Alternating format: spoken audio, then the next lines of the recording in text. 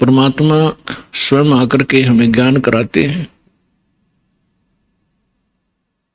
और हमें याद दिलाते हैं, आप जिस लोक में रह रहे हो ये लोक ठीक नहीं। परमात्मा के पास सभी दुखी प्राणी आया करते थे कबीर बंदी छोड़ के पास, और वो ये कहा करते थे कि हम पर संकट बहुत है गुरुदेव, हम महादुखी हैं। तो परमात्मा कहा करते, बच्चों ये काल का लोक है और यहां पर 21 ब्रह्मांड तक आग लगी हुई है राग द्वेष की, बेईमाना और काम क्रोध मोह लोभ अहंकार की आग में सभी जल रहे हैं। यहां कोई प्राणी सुखी नहीं है। आप ये मानते हो कि मैं रोग मुक्त हो जाऊंगा तो मैं सुखी हो जाऊंगा। जो निरोग हैं उनसे मिलिए जाकर के, उनको ना जाने कितनी और टेंशन पाएंगी जिनको आप सुखी मानते हो, क्योंकि जो निर्धन है वो सोचता है कि ये पैसे वाले सेठ साहूकार ये सुखी होंगे। जहां माया का समावेश है पुण्यात्माओं, स्वप्न में सुख नहीं हो सकता।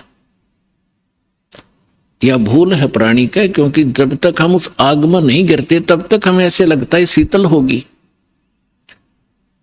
और सेठ ये सोचते हैं कि राजा लोग सुखी होंगे, हमें सुख नाम की वस्तु नहीं।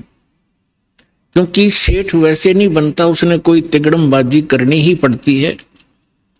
उसके पास 20-30 लाख रुपए हैं तो 50 लाख रुपए का काम उसने आगे फिर से ऑन लोन ऋण लेकर शुरू करना पड़ेगा, तभी वो सेठ होने की सोचेगा। और वो 50 लाख का लोन ले लिया, बिजनेस ठीक चला नहीं, अब 20 लाख वो गए और 30 लाख 50 लाख का लोन गया। वो सेठ उस टेंशन के अंदर अपना जीवन व्यतीत कर रहा होता है। फिर सोचता है अब दूसरा बिजनेस करता हूं। आम व्यक्ति को लगता है बड़ा सेठ है, बड़े बिजनेस चल रहे हैं, पर सपने में शीतलता उस प्राणी को नहीं है। सेठ साहूकार यानी धनी व्यक्ति समझते हैं राजा लोग सुखी होंगे। एक घर का सदस्य, छोटे से घर का जिसमें 5-4 सदस्य होते हैं, एक घर का मुखिया जिसमें 5-4 सदस्य होते हैं, वो उनके निर्वाह में, उनकी व्यवस्था में कितना दुखी होता है। किसी की फीस भरनी है, किसी को एडमिशन दिलाना है, किसी के कपड़े लाने हैं, कोई विवाह के योग्य हो गया है, और भी बहुत सी पारिवारिक जो समस्याएं हैं वो सामने अड़ी रहती हैं। और एक राजा एक क्षेत्र का मुखिया होता है, उसको और भी ज्यादा टेंशन रहती है अपनी प्रजा को सुनियोजित रखने की और लॉ एंड ऑर्डर बनाए रखने की। तो स्वप्न में सुखी नहीं होता राजा। ठीक है, वो बकवाद करते हैं, वो लोग थोड़ी सी राहत पाकर घूटी लगा लेते हैं, नाच गाने देख लेते हैं, लेकिन अंदर से वो ज्यों के त्यों जल रहे होते। पृथ्वी के राजा लोग सोचते हैं कि स्वर्ग के देवता सुखी होंगे। इन देवताओं की कथा पढ़कर देखो पुराणों के अंदर, इनमें वही आग जल रही है जो यहाँ के लोगों में है, क्योंकि वो भी एक जीव हैं। जैसे कोई IAS ऑफिसर लग जाता है, भले ही वो कमिश्नर लग जाता है, DC लग जाता है, वो है तो जीव, मनुष्य ही, उसके अंदर सब विकार विद्यमान है जो एक गरीब व्यक्ति में, आम नागरिक में है। काम क्रोध मोह लोभ अहंकार, उससे भी वो सड़ रहा है। बेसिक वो अधिकारी बन गया है, साहब बन गया है, लेकिन उसके ऊपर जो आपदाएं हैं, प्राकृतिक दुख हैं, ज्यों के त्यों बने हुए हैं। इसी प्रकार वो देव समझो, और देवता लोग समझते हैं कि इंद्र सुखी होगा, वो देवताओं का राजा है। इंद्र की कथा पढ़कर देखो कितनी बार राजा इंद्र जो है राक्षसों के साथ युद्ध में हार जाते हैं, जंगलों में समय व्यतीत करते हैं, और फिर क्या होता है, इंद्र का राज भोग के, इंद्र के राज को यानी अपना समय पूरा करके देवताओं का राजा, स्वर्ग का राजा मृत्यु को प्राप्त होता है, और मृत्यु के उपरांत वो गधे की योनि से 84 लाख योनियों को प्रारंभ करता है। तो परमात्मा कबीर जी बताया करते थे,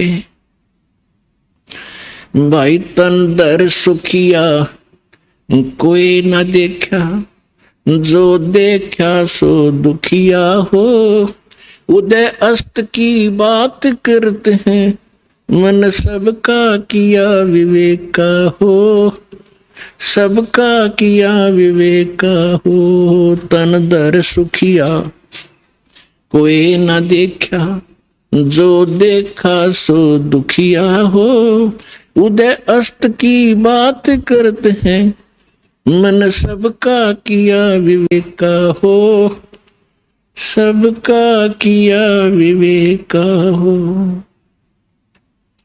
भाई घाटे बाधे सब जग दुखिया, के गृहस्थी बैरागी हो, घाटे बाधे सब जग दुखिया, के गृहस्थी बैरागी हो, सुख देव ने दुख के डर से गर्भ में माया त्यागी हो, गर्भ में माया त्यागी हो। तंदर सुखिया कोई ना देखा, जो देखा सो दुखिया हो, उदय अस्त की बात करते हैं, मन सबका किया विवेक का हो, सबका किया विवेक का हो।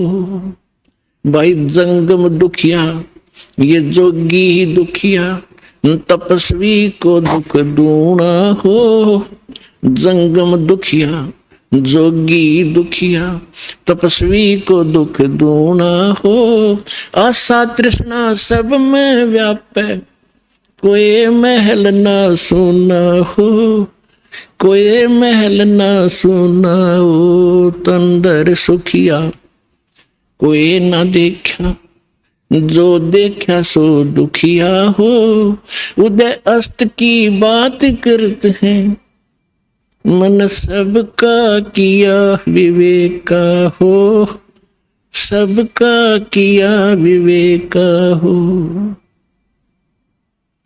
भाई साच कहूं तो ये जग न माने, पर झूठ कही ना जाई हो, साच कहूं तो ये जग न माने, पर झूठ कही ना जाई हो, ये ब्रह्मा विष्णु शिव जी दुखिया, जिन ये राह चलाई हो, जिन ये राह चलाई हो।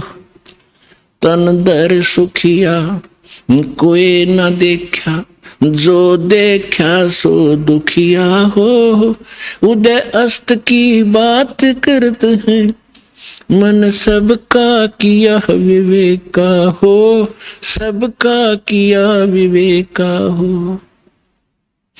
भाई सूरपति दुखिया भूपति दुखिया, ये रंग दुखी बपरीती हो, सूरपति दुखिया भूपति दुखिया, रंग दुखी बपरीती हो, कहे कबीर और से भी दुखिया, एक संत सुखी मन जीती हो, संत सुखी मन जीती हो। तंदर सुखिया कोई ना देखा, जो देखा सो दुखिया हो, उदय अस्त की बात करते हैं, मन सबका किया विवेक का हो, सबका किया विवेक का हो।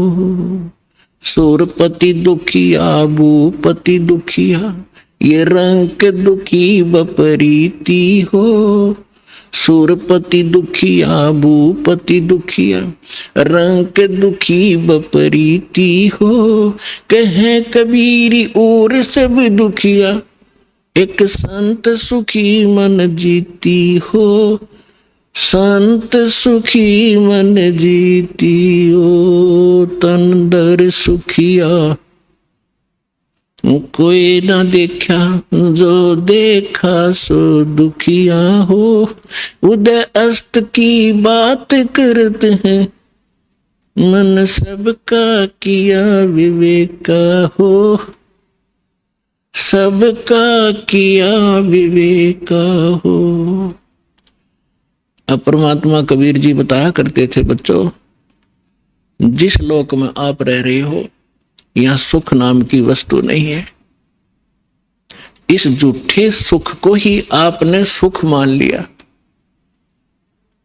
हल्के दुख को आप सुख मान बैठे हो, अन्य की तुलना में आप पर कम आपत्ति है, आप उसे सुख मान बैठे हो। इस 21 ब्रह्मांड में सुख नाम की चीज नहीं है। क्या बताते हैं परमात्मा कि भाई घाटे बाद सब जग दुखिया, और के गृहस्थी बैरागी हो।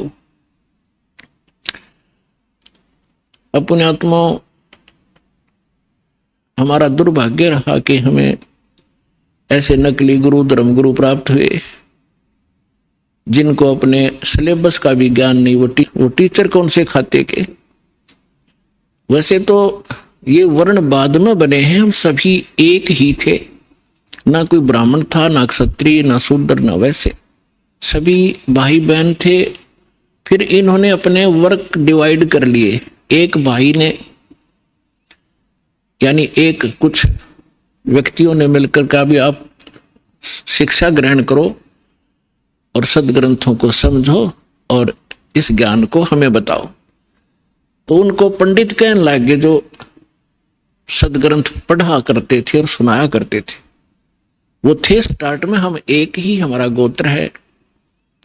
बाद में हम बढ़ते चले गए, आगे चल के हमारे वंश के नाम से कुल का गोत्र बनता चला गया, कुल गोत्र।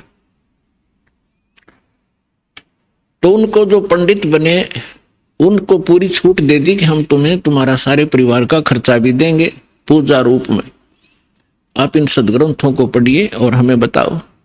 ऐसा ही प्रारंभ हुआ।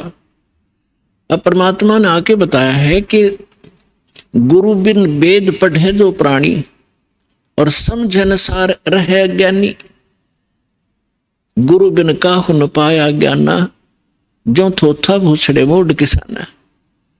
तो इन ऋषि महर्षियों को कोई सतगुरु मिले नहीं, और सतगुरु स्वयं परमात्मा आए लीला करने के लिए, वो हमने सुहाए नहीं। जैसे क्या होता है, जैसे किसी ने थोड़ा सा बोलन की शैली ठीक कर ली और 10-20 श्लोक गोट लिए, वेद या गीता या कोई वाणी पढ़ ली किसी संत की, तो आम स्थान पर खड़ा होकर वो 100-200 व्यक्तियों को प्रभावित कर सकता है अपने प्रवचन के बोलने की शैली से, लेकिन उसके पास कख नहीं है। जब तक सदग्रंथों का संपूर्ण ज्ञान ना हो और कंप्लीट वे ऑफ वर्शिप यानी पूर्ण भक्ति विधि ना हो, तो ज्ञान भी एक आने का नहीं। परमात्मा कहते हैं गोरख से ज्ञानी गणेश सुख दे जति जहान, और सीता सी गो भारिया संत दूर स्थान। फिर परमात्मा कहते हैं कि श्रोता कोट अनंत है और वक्ता कोट अनंत और दानी कोट अनंत है, पर बिरले साधु संत। तो जो प्रसंग चल रहा है कि परमात्मा हमें बताया करते थे, वो स्वयं आकर के ज्ञान दिया करते थे, तो हमें आज तक ज्ञान प्राप्त ही नहीं था। हमने इस झूठे सुख को सुख मान लिया। जैसे एक व्यक्ति के 3 पुत्रों में से एक की मृत्यु होगी, अब पुत्र मरो चाहे पुत्री, पत्नी मरो चाहे पति, दुख तो भारी होता है। अब जिनके साथ हम कितने प्यार से लाड से रह रहे हैं, हम इतने ढीठ हैं, दुख चाहे इनसे भी ज्यादा आ जाओ पर मरे नहीं, हमारी मृत्यु ना हो तो हम इस दुख में भी देख लेंगे, देखी जाएगी जैसे भी होगा। लेकिन ये दुख भी फिर मृत्यु भी, तो ये दोनों कष्ट यहां पर बने रहेंगे। तो उसके एक पुत्र की मृत्यु होने से बुरा हाल था, ना खा रहा था ना पी रहा था, सारा परिवार रो रहा था। शोक व्यक्त करने के लिए कुछ व्यक्ति जाते हैं, उनमें से एक व्यक्ति ऐसा था जिसका एक ही पुत्र था, वही मृत्यु को प्राप्त हो चुका था कई वर्ष पूर्व। तो सांत्वना देने वालों ने कहा कि देख भाई, यहाँ तो मृत्यु एक ना एक दिन सबकी आनी है, और देख इसको देखकर जी ले, इसका एक ही पुत्र था और उसी की मृत्यु होगी, ये भी अपना समय व्यतीत कर रहा है। फिर उस व्यक्ति को जिसका पुत्र तीनों में से एक मृत्यु को प्राप्त हुआ था, तो उसको थोड़ा सा सांत्वना हुई, हौसला हुआ, ये सोचकर कि हे भगवान, इससे तो मैं भी सुखी, मेरे दो तो बच गए। फिर वो ठीक हो गया, रोटी खा ली, थोड़ा सा गम दूर हुआ, अब खाक सुख हो गया। क्या पुत्र वापस आ गया वो? तो परमात्मा कहते हैं झूठे सुख को सुख कहे, ये मान रहा मनमोद, ये सकल चबी ना काल का, कुछ मुख में कुछ बोध। और फिर परमात्मा हमें याद दिलाते हैं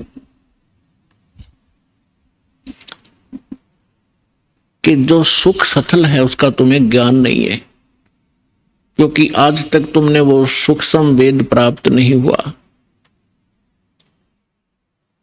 वो सुख स्थान बताने के लिए मैं आया हूं अपने निज लोक ते। परमात्मा कहते हैं अवगत से चल आया, मेरा कोई भेद मर्म नहीं पाया। परमात्मा अपनी महिमा कबीर जी स्वयं बताते हैं कि मैं सतलोक से चलकर आया हूं और मेरी महिमा से कोई परिचित नहीं है। अवगत से चल आया, मेरा कोई भेद मर्म नहीं पाया। अब क्या बताते हैं परमात्मा? एक बार गोरखनाथ जी ने रामानंद जी, स्वामी रामानंद जी आचार्य जी को आध्यात्मिक गोष्ठी के लिए पुकारा, बुलाया, आमंत्रित किया, ललकारा। अब रामानंद जी वैसे तो विद्वान माने जाते थे, गीता वेद घोट रखे थे उसने, कंठस्थ याद थे मंत्र सभी, लेकिन वो सिद्धि नहीं थी उनके पास। और ये नाथ जो होते हैं तपस्वी होते हैं, ये हठ योग करते रहते हैं। हठ योग से कुछ सिद्धियां आ जाती हैं जो इस मानव शरीर की और इस भक्ति के नाशक होती है। आम व्यक्ति ये सोचता है कि इसने बहुत बड़ी उपलब्धि कर रखी है, सिद्धि प्राप्त करके कोई आकाश में उड़ जाता है और कोई किसी को दुआ बद्दुआ देकर दुखी सुखी कर देता है, थोड़ा बहुत अपनी पूंजी तय, फिर स्वयं कंगाल हो जाता है। तो ये सब ड्रामेबाजी थी। तो गोरखनाथ जी ने स्वामी रामानंद जी से कहा कि आइए हमारे साथ गोष्ठी कीजिए। रामानंद जी चिंतित हो गए कि श्रोता विद्वान नहीं है और ये नाथ जी जो आए हैं मेरे साथ गोष्ठी करने के लिए, इनमें सिद्धि होती है। इन सिद्धियों को देखकर जनता उनको विजयी घोषित कर देगी और मेरी बेइज्जती होगी। वो बहुत चिंतित था, चिंतित थे स्वामी जी। उधर से परमेश्वर कबीर जी ने स्वामी रामानंद जी को अपना गुरु धारण कर रखा था, एक मर्यादा मेंटेन रखने के लिए। अपने आत्माओं, आज तक जो यह बात बिगड़ी रही, दो विद्वान आपस में बैठकर चर्चा किया करते थे जिसको शास्त्रार्थ कहते थे, और शास्त्रार्थ वो संस्कृत में बोला करते थे। सभी श्रोता अशिक्षित होते थे, उनको संस्कृत कह भी नहीं आती थी, और जिसकी बोलने की शैली दुरुस्त होती थी और संस्कृत घनी याद होती थी, और वो ज्यादा संस्कृत बोलता ही रहता था तो श्रोता उसको ताली पीट कर और विजयी घोषित कर देते थे। उस नकली के थे तो वह दोनों नकली, पर जो घना नकली था वो सिद्ध हो जाता था कि ये महाविद्वान और मैं ऋषि हो गया। तो इस डर से रामानंद जी चिंतित थे कि श्रोता अशिक्षित है, ये कोई सिद्धि दिखा देगा और सब इसको विजयी घोषित कर देंगे। तो उस समय परमात्मा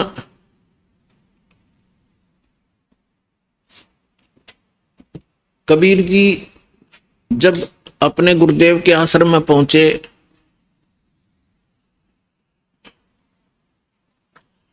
रामानंद जी को चिंतित देखकर पूछा, गुरुदेव चिंता का विषय आपका दास जानना चाहता है। पुण्यात्माओं, जब रामानंद जी के साथ परमात्मा का ऐसा व्यवहार था, यानी परमात्मा होते हुए अपने गुरु के सामने एक सुयोग्य शिष्य की भूमिका किया करते थे। हमारे लिए एक उदाहरण छोड़कर गए थे कि आप जी ने अपने गुरु जी के सामने कैसे रहना चाहिए, और साथ में प्रमाण दिया करते थे कि रामकृष्ण से कौन बड़ा। तुम रामकृष्ण को सुप्रीम पावर मानते हो अज्ञानता से, फिर भी मान कर चलो कि रामकृष्ण से कौन बड़ा। उन्होंने भी गुरु कीन और 3 लोक के वे धनी, गुरु आगे अधीर। तो इस कारण से रामानंद जी ने फिर जब परमात्मा से परिचित हुए, सतलोक सचखंड में मालिक को देखा, तब कहा था, तुम साहेब तुम संत हो, तुम सतगुरु तुम हंस, और राम गरीबदास तेरे रूप बिना और न दूजा अंश। तुम ही परमात्मा हो, साहेब हो, तुम साहेब तुम संत हो। एक संत भी आप ही हो, जो क्वालिटी संत में होनी चाहिए, और परमात्मा तो समर्थ हो ही हो। तुम साहेब तुम संत हो, तुम सतगुरु, सतगुरु माने जो सच्चा ज्ञान, यानी बिल्कुल एक्यूरेट और संपूर्ण अध्यात्म ज्ञान भी आप ही के पास है, किसी के पास नहीं। आप वास्तव में सतगुरु हो, सच्चे सतगुरु हो, सच्चा ज्ञान युक्त हो। और तुम साहेब तुम संत हो, तुम सतगुरु तुम हंस। हंस माने एक नेक आत्मा, एक सुयोग्य शिष्य भी आप ही हो। तो परमात्मा ने कहा, क्या आपका दास चिंता का कारण जान सकता है? तब स्वामी जी के साथ बैठे और भी बहुत से ब्राह्मण ऋषि थे। उन्होंने बताया कि ऐसे कोई नाथ जी आए हैं, उन्होंने स्वामी जी से गोष्ठी करने को कहा है, और नहीं तो जो नहीं गोष्ठी के लिए आएगा तो हार मान ली जाएगी। और दूसरी कंडीशन ये रखी है कि जो हार जाएगा वो जीतने वाले का सह अनुयायी शिष्य बनेगा। तब स्वामी जी ने कहा कि हे भगवान, वो नाथ सिद्धि युक्त है, वो सिद्धि का ड्रामा दिखाएगा, जनता उसकी वाह वाह कर देगी और हमारा मिशन फेल होगा। मुझे चिंता ये खा रही है। तब परमेश्वर ने कहा, स्वामी जी हार जीत की चिंता संत नहीं किया करते, और हमने सामना करना चाहिए, हमें चलना चाहिए। आपका दास भी तो आपके साथ है। रामानंद जी को पता था, क्योंकि वो देख चुके थे उसकी परमात्मा की महिमा को। तब थोड़ा ढाढ़स बंधा और उसकी चुनौती स्वीकार की। अब वहां जहां निश्चित समय और स्थान था वहां पहुंच गए। नाथ जी को आसन दे रखा अलग से, ऊंचा तख्त पर, जमीन पर अलग से आसन बिछा रखा। अच्छा, उधर से रामानंद जी का एक तख्त सा लगाकर वहां आसन लगा दिया। और स्वामी परमेश्वर कबीर जी एक सुयोग्य शिष्य की तरह स्वामी रामानंद जी के चरणों में जमीन पर बैठ गए। और सामने वो नाथ जी, कबीर साहब तो भगवान थे, अंतर्यामी थे, उन्होंने देख लिया गोरखनाथ धक्के खाने आया है। क्योंकि ये कुछ ऐसे साधक होते हैं जो पूर्व जन्मों के संस्कारी होते, और एक पूरे जीवन में उस भक्ति का अपना नाश भी कर जाते हैं। बहुत सी पूंजी लुटा जाते हैं, किसी को चमत्कार दिखाकर, किसी को हानि पहुंचाकर, और किसी को छोटा मोटा लाभ पहुंचाकर, फिर भी उनमें कुछ भक्ति शेष रह जाती है, जिस कारण से वो पितृलोक को प्राप्त हो जाते हैं। और पितृलोक में गए हुए ये एक सुप्रीम भूत होते हैं पितर, और वो कभी भी यहां आके प्रकट होकर के दिख जाते हैं। स्वर्ग के देवता भी यहां आ सकते हैं और वापस जा सकते हैं, लेकिन जन्म मृत्यु उनका कभी समाप्त नहीं हो सकता। तो गोरखनाथ जी ने देखा कि वहां वैष्णव पंथ का ज्यादा प्रचार कर रहे हैं स्वामी रामानंद जी, और नाथ पंथ सिकुड़ता जा रहा है, घटता जा रहा है।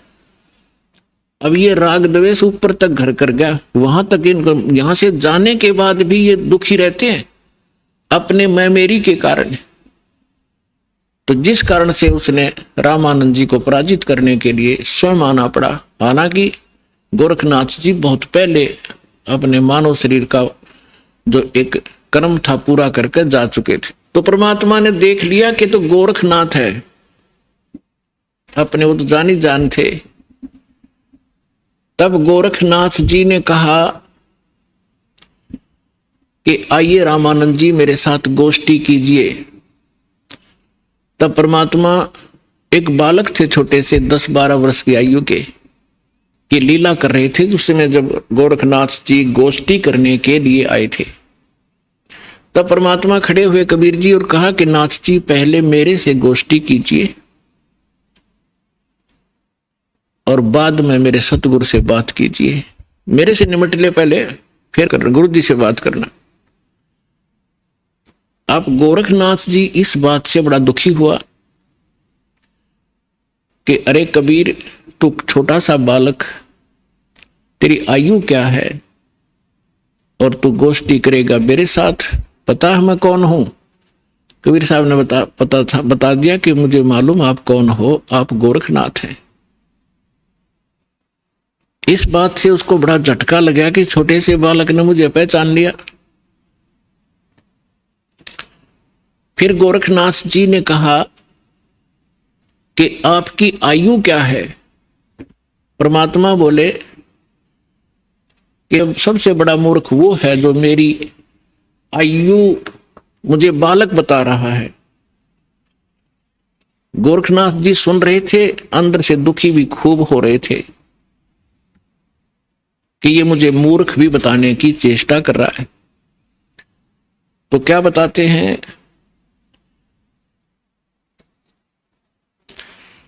अब परमात्मा की महिमा वाणी में लिखा है, वो थोड़ा पढ़ के सुनाता हूं आपको। योगी गोरखनाथ प्रतापी, तासों तेज पृथ्वी कापी, काशी नगर में 100 पग धरही, रामानंद से चर्चा करही। चर्चा में गोरख जय पावे, कंठी तोड़े तिलक छुड़वावे। सत्य कबीर शीश जो भयऊ, ये वृंतांत सो सुन लेऊ। गोरखनाथ के डर के मारे, बैरागी नहीं बेख संवारे। तब कबीर आज्ञा अनुसारा, वैष्णो सकल रूप संवारा।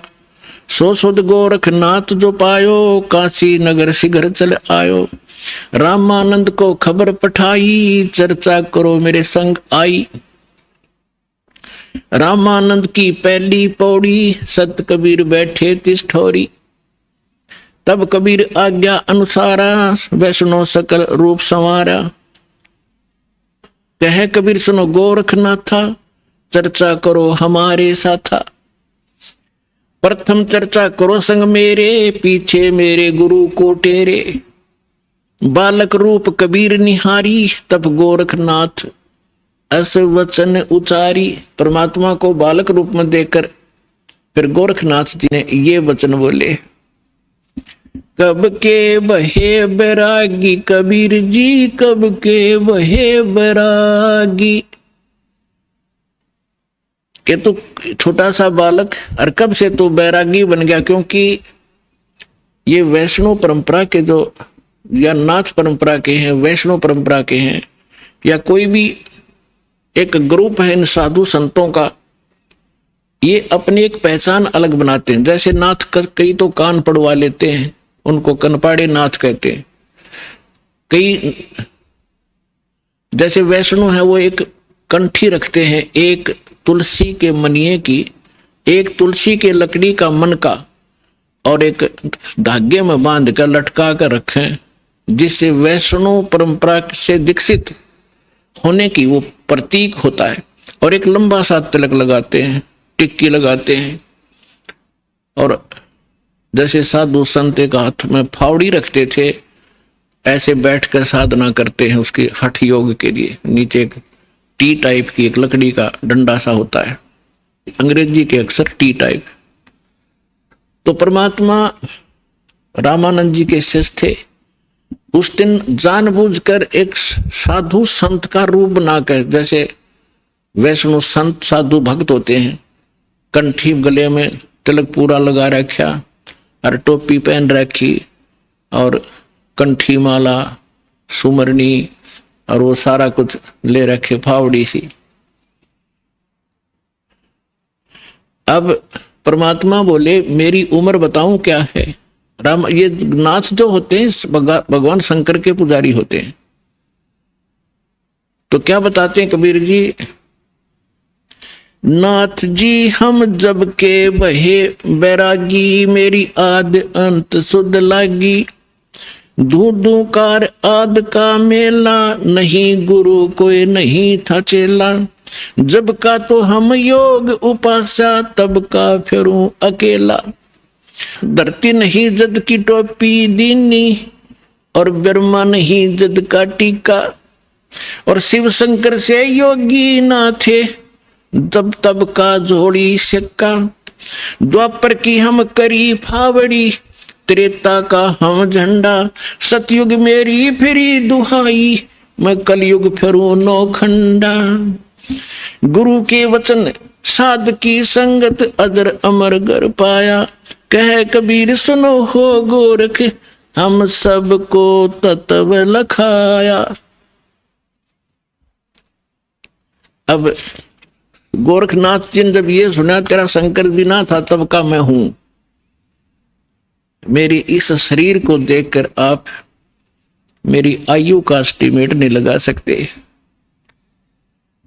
तो परमात्मा क्या बताते हैं, जो बूझे सो बावरा, भाई क्या है उम्र हमारी, असंख्य युग पर ले गए हम तब के ब्रह्मचारी, कोटि निरंजन हो गए ये परलोक सिधारी, हम तो सदा महबूब हैं स्वयं ब्रह्मचारी, अरबों तो ब्रह्मा गए तेरे 49 करोड़ कन्हैया, और 7 कोट तेरे शंभू मर गए, मेरी एक नहीं पलैया। हाय हाय, अब क्या बता रहे हैं परमात्मा कि ये ज्योत निरंजन जो ब्रह्मा विष्णु महेश का पिता, जिसको गीता अध्याय नंबर 15 के श्लोक नंबर 16 में सरपुरुष कहा है, सरपुरुष अक्षर पुरुष 2 पुरुष बताए, तो ये 21 ब्रह्मांड का स्वामी ये ज्योत निरंजन है, ये काल है, ब्रह्मा विष्णु महेश का पिता है। तो परमात्मा कहते हैं करोड़ों तो ये निरंजन मर गए, इसके भी करोड़ों जन्म हो लिए, और फिर कहते हैं अरबों तो ब्रह्मा गए, और 49 करोड़ कन्हैया, और 7 करोड़ तेरे शिव शंकर मर गए, मेरी एक नहीं पलैया। अपने आत्माओं इस एक एक शब्द परमात्मा का बहुत गूढ़ रहस्य रखता है। जैसे ब्रह्मा जी की 100 वर्ष की आयु है, उसकी आयु कैसे बनती है, 100 वर्ष कैसे बनते हैं, जैसे सतयुग त्रेता द्वापर कलयुग 4 युग का एक चतुर्युग होता है, इसमें 43,20,000 कुल वर्ष होते हैं अपने मनुष्यों के वर्ष, और ऐसे ऐसे 1000 चतुर्युग का ब्रह्मा जी का दिन, इतनी ही रात्रि, फिर 30 दिन रात का 1 महीना और 12 महीने का वर्ष, ऐसे बने हुए, और फिर 100 वर्ष की आयु ब्रह्मा जी की।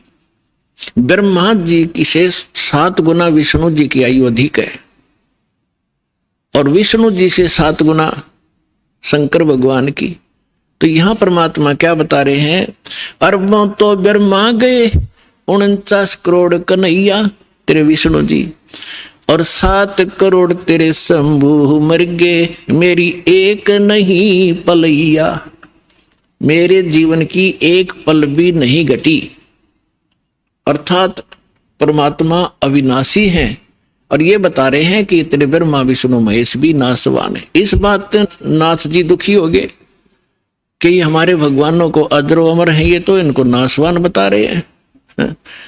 तो परमात्मा कहते हैं एक ना भूला दो ना भूली, भूली सब संसारी, सबका बोल पट दिया। मेरे साथ दो भाई, मैंने सब जग भूला पाया। इसी भूल में ब्रह्मा भूला जिन ये वेद सरसाया, और वेद पढ़ के पंडित भूले मर्म भेद नहीं पाया। इसी भूल में विष्णु भूला जिन वैष्णव पंथ चलाया, और वैष्णव पंथ चलाया। इसी भूल में शिव शंकर भूले जिन भिक्षुक पंथ चलाया, और सिर पर जटा हाथ में खपर घर घर अलग जगाया। मेरे साथ दो भाई, मैंने सब जग भूला पाया। इसी भूल में विष्णु भूले जिन वैष्णव पंथ चलाया, और तीर्थ व्रत का बड़ा महात्म बहुविध जीव फंसाया। तो यहां गोरखनाथ जी को परमात्मा बता रहे हैं कि अरबों तो ब्रह्मा गए, ये 49 करोड़ कन्हैया, 7 करोड़ तेरे शंभू मर गए, मेरी एक नहीं पलैया। कोटिन नारद हो गए ये मोहम्मद से चारी, देवताओं की गिनती नहीं क्या सृष्टि बिचारी। नहीं बूढ़ा, कहते ना मैं बूढ़ा ना बालक, और ना कोई बाट भिखारी। ना बूढ़ा ना ही बालक, ना कोई भाट भिखारी। कहे कबीर सुनो हो गोरख, ये सुन ले उम्र हमारी। मैं ना बालक हूं, ना मैं वृद्ध हूं, ना कोई भाट भिखारी हूं, और ये मेरी महिमा तेरे को मैंने बता दी, मैं ये हूं। अब गोरखनाथ जी को बड़ा दुख हुआ, इज्जत का नाश हो गया कि छोटा सा बालक और इतना बड़बड़ बोल रहा है। इनके पास एक हल्दी की गांठ थी, उसके पास सिद्धि की। गोरखनाथ जी ने अपने आसन के साथ में त्रिशूल गाड़ रखा था। एक ऊपर 3 एरो से होते हैं, और नीचे से वो एक पाइप सी, नीचे फिर एक नुकीला सा सिरा होता, उसको जमीन में गाड़ के आसन के साथ रखा हुआ था। 6-7 फुट ऊंचा त्रिशूल। गोरखनाथ जी ने कहा कि यदि तू मेरे साथ वार्ता करना चाहता है कबीर जी, तो आइए मेरे समान आसन में आ जाइए। नाथ जी वहां से उठे जमीन से, ऐसे आसन पद्म लगाकर बैठे थे। आसन पद्म लगाए लगाए ऊपर उठ गए और त्रिशूल के ऊपर जाकर विराजमान हो गए। हाँ, ये देखिएगा, ये त्रिशूल पर बैठे हैं। फिर परमात्मा ने क्या लीला की कि कबीर जी ने कहा कि गोरखनाथ जी, आपकी और हमारी बात ज्ञान चर्चा की थी, गोष्ठीकरण की थी। ये बाजीगर वाला काम हम नहीं जानते, और ना ये पसंद है, ना ये दातम मार्ग में इसकी कोई वैल्यू है। आप नीचे बैठ के और चर्चा करता कि जनता को पता चले सच्चाई का। तो गोरखनाथ जी कहते हैं तुम्हारे पास कोई है तो आइए मेरे समान बैठकर चर्चा कीजिए, नहीं तो हार स्वीकार कर लीजिए। अब उनके पास तो एक दाव था यो। तो परमात्मा बोले अच्छा ठीक है। कबीर साहब बचपन से ही जुलाहे का काम करने लगे थे, और जेब में एक चरखे के ऊपर ये माताएं काटा करती थी। एक रील बन जाया करती, इतनी मोटी कच्चे धागे की, 100-150 फुट लंबा तार होता था उसका। उसी से सूत कपड़ा बनाया करते थे भगवान। वह कुकड़ी बोल रहे, हमारे देसी हरियाणा के अंदर कुकड़ी बोल रहे हैं, उसने कच्चे धागे वाली कुकड़ी। वह कुकड़ी निकाली जेब मत, वह रील धागे की, और एक सिरा पकड़ लिया और उसको ऐसे छटक दिया परमात्मा ने। वो धागा सीधा खड़ा होगा, स्ट्रेट परपेंडिकुलर, 150 फुट उसका अंतिम सिरा आकाश में, 150 फुट पर। परमात्मा वहां से उठे और उस धागे के अंतिम सिरे पर जाकर बैठ के 150 फुट ऊपर। अब गोरखनाथ जी से कहा कि नाथ जी आइए, राजा मेरे बराबर में बैठकर चर्चा कराएंगे, यहां आ जाइए।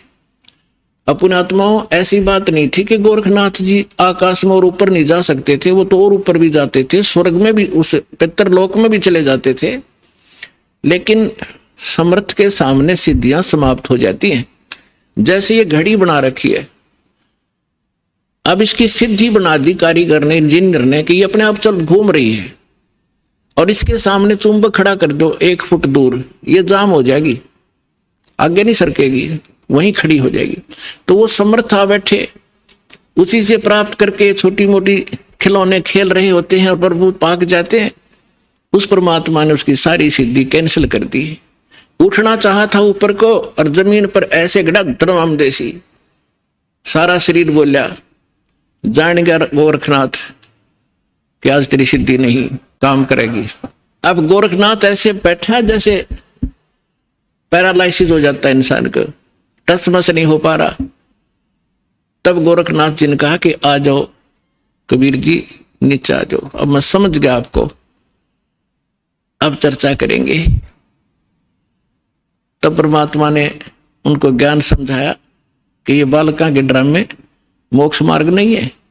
कहते जंतर मंत्र जोग निभाई, काल चक्र जम जोरा खाई, तुम हो जम की फर्दी माही। कहते हैं गोरखनाथ सिद्धि में फूल्या, गोरखनाथ सिद्धि में भूल्या और टूणे टामण हांड फूल्या, जंतर मंत्र जोग निभाई और काल चक्र जम जोरा खाई, तुम हो जम की फर्दी माही। फर्द होती है ना, जैसे कोई रजिस्ट्री करा ले कोई जमीन की, तो अब फर्द में आ गया तो सोच रहे पक्का हो गया उसका वो जमीन का टुकड़ा। तो परमात्मा कहते हैं तुम तो इस काल की फर्द में चढ़ रहे हो, काल के पक्के दूत बन गए, औरों को भगा रहे हो। अब समर्थ सामने बैठा, गोरखनाथ जी को अपनी सिद्धि पे इतना अभिमान था, कोई इसके सामने टिकने वाला नहीं था। एक बार अपने गुरुदेव के कहने से कोई चिंता थी उनको, लंबी कहानी वो हट फिर से बताएंगे। एक पहाड़ को सोना बना दिया था सिद्धि से, पहाड़ को सोना, और अपने गुरुदेव के टुकड़े हुए शरीर को जीवित कर दिया था। ऐसी सिद्धि थी। और उस समय परमात्मा के सामने वो सारी सिद्धि फेल होगी। जैसे कल आपको सुनाया था, परासिद्धि पूर्ण पटरानी सतलोक की कहूं निशानी। वो परमात्मा समर्थ है, सब सिद्धियों का से युक्त है, सिद्धियां उसकी दासी हैं, और उसी की भक्ति करके हम छोटी मोटी राहत प्राप्त करके यहाँ ऋषि और महर्षि और देवता बन जाते हैं। तब गोरखनाथ जी ने काफी कुछ समझा, लेकिन यो मन जल्दी से हार नहीं मानता। अब देखिए, ये चित्र देखिएगा, परमात्मा गोरखनाथ जी त्रिशूल पर बैठे हैं और परमात्मा ने फिर धागा फेंका ऊपर, उसके ऊपर के सिरे पर बैठ के जाके। अब ये चित्र में बहुत कम दिखाई दे रहा है, लेकिन ये बहुत बड़े, ये बनाया नहीं जा सका इतना ऊंचा, तो कबीर साहब बहुत ऊपर थे। तो गोरखनाथ जी ने कहा कि भगवान मैं एक जांच और करूंगा आपकी। परमात्मा बोले भाई वह भी कर ले, कि चलो दरिया गंगा के किनारे चलते हैं और मैं दरिया में डुबकी लगाऊंगा। यदि आप मुझे खोज लोगे दरिया में तो मैं आपका शिष्य बन जाऊंगा। परमात्मा बोले चल भाई। दरिया गंगा के किनारे बैठ के जाके गोरखनाथ जी ने गंगा में छलांग लगा दी और मछली बन गई। वहां सैकड़ों हजारों मछलियां और थी। परमात्मा ने अंदर गए और पकड़ के वाए मछली, जिस गोरखनाथ पकड़ के टीटी बाहर बैठा दिया, गोरखनाथ बना के चरणों में गिर गया, पैर पकड़ लिए गोरखनाथ जी ने कि सचमुच आप समर्थ हैं।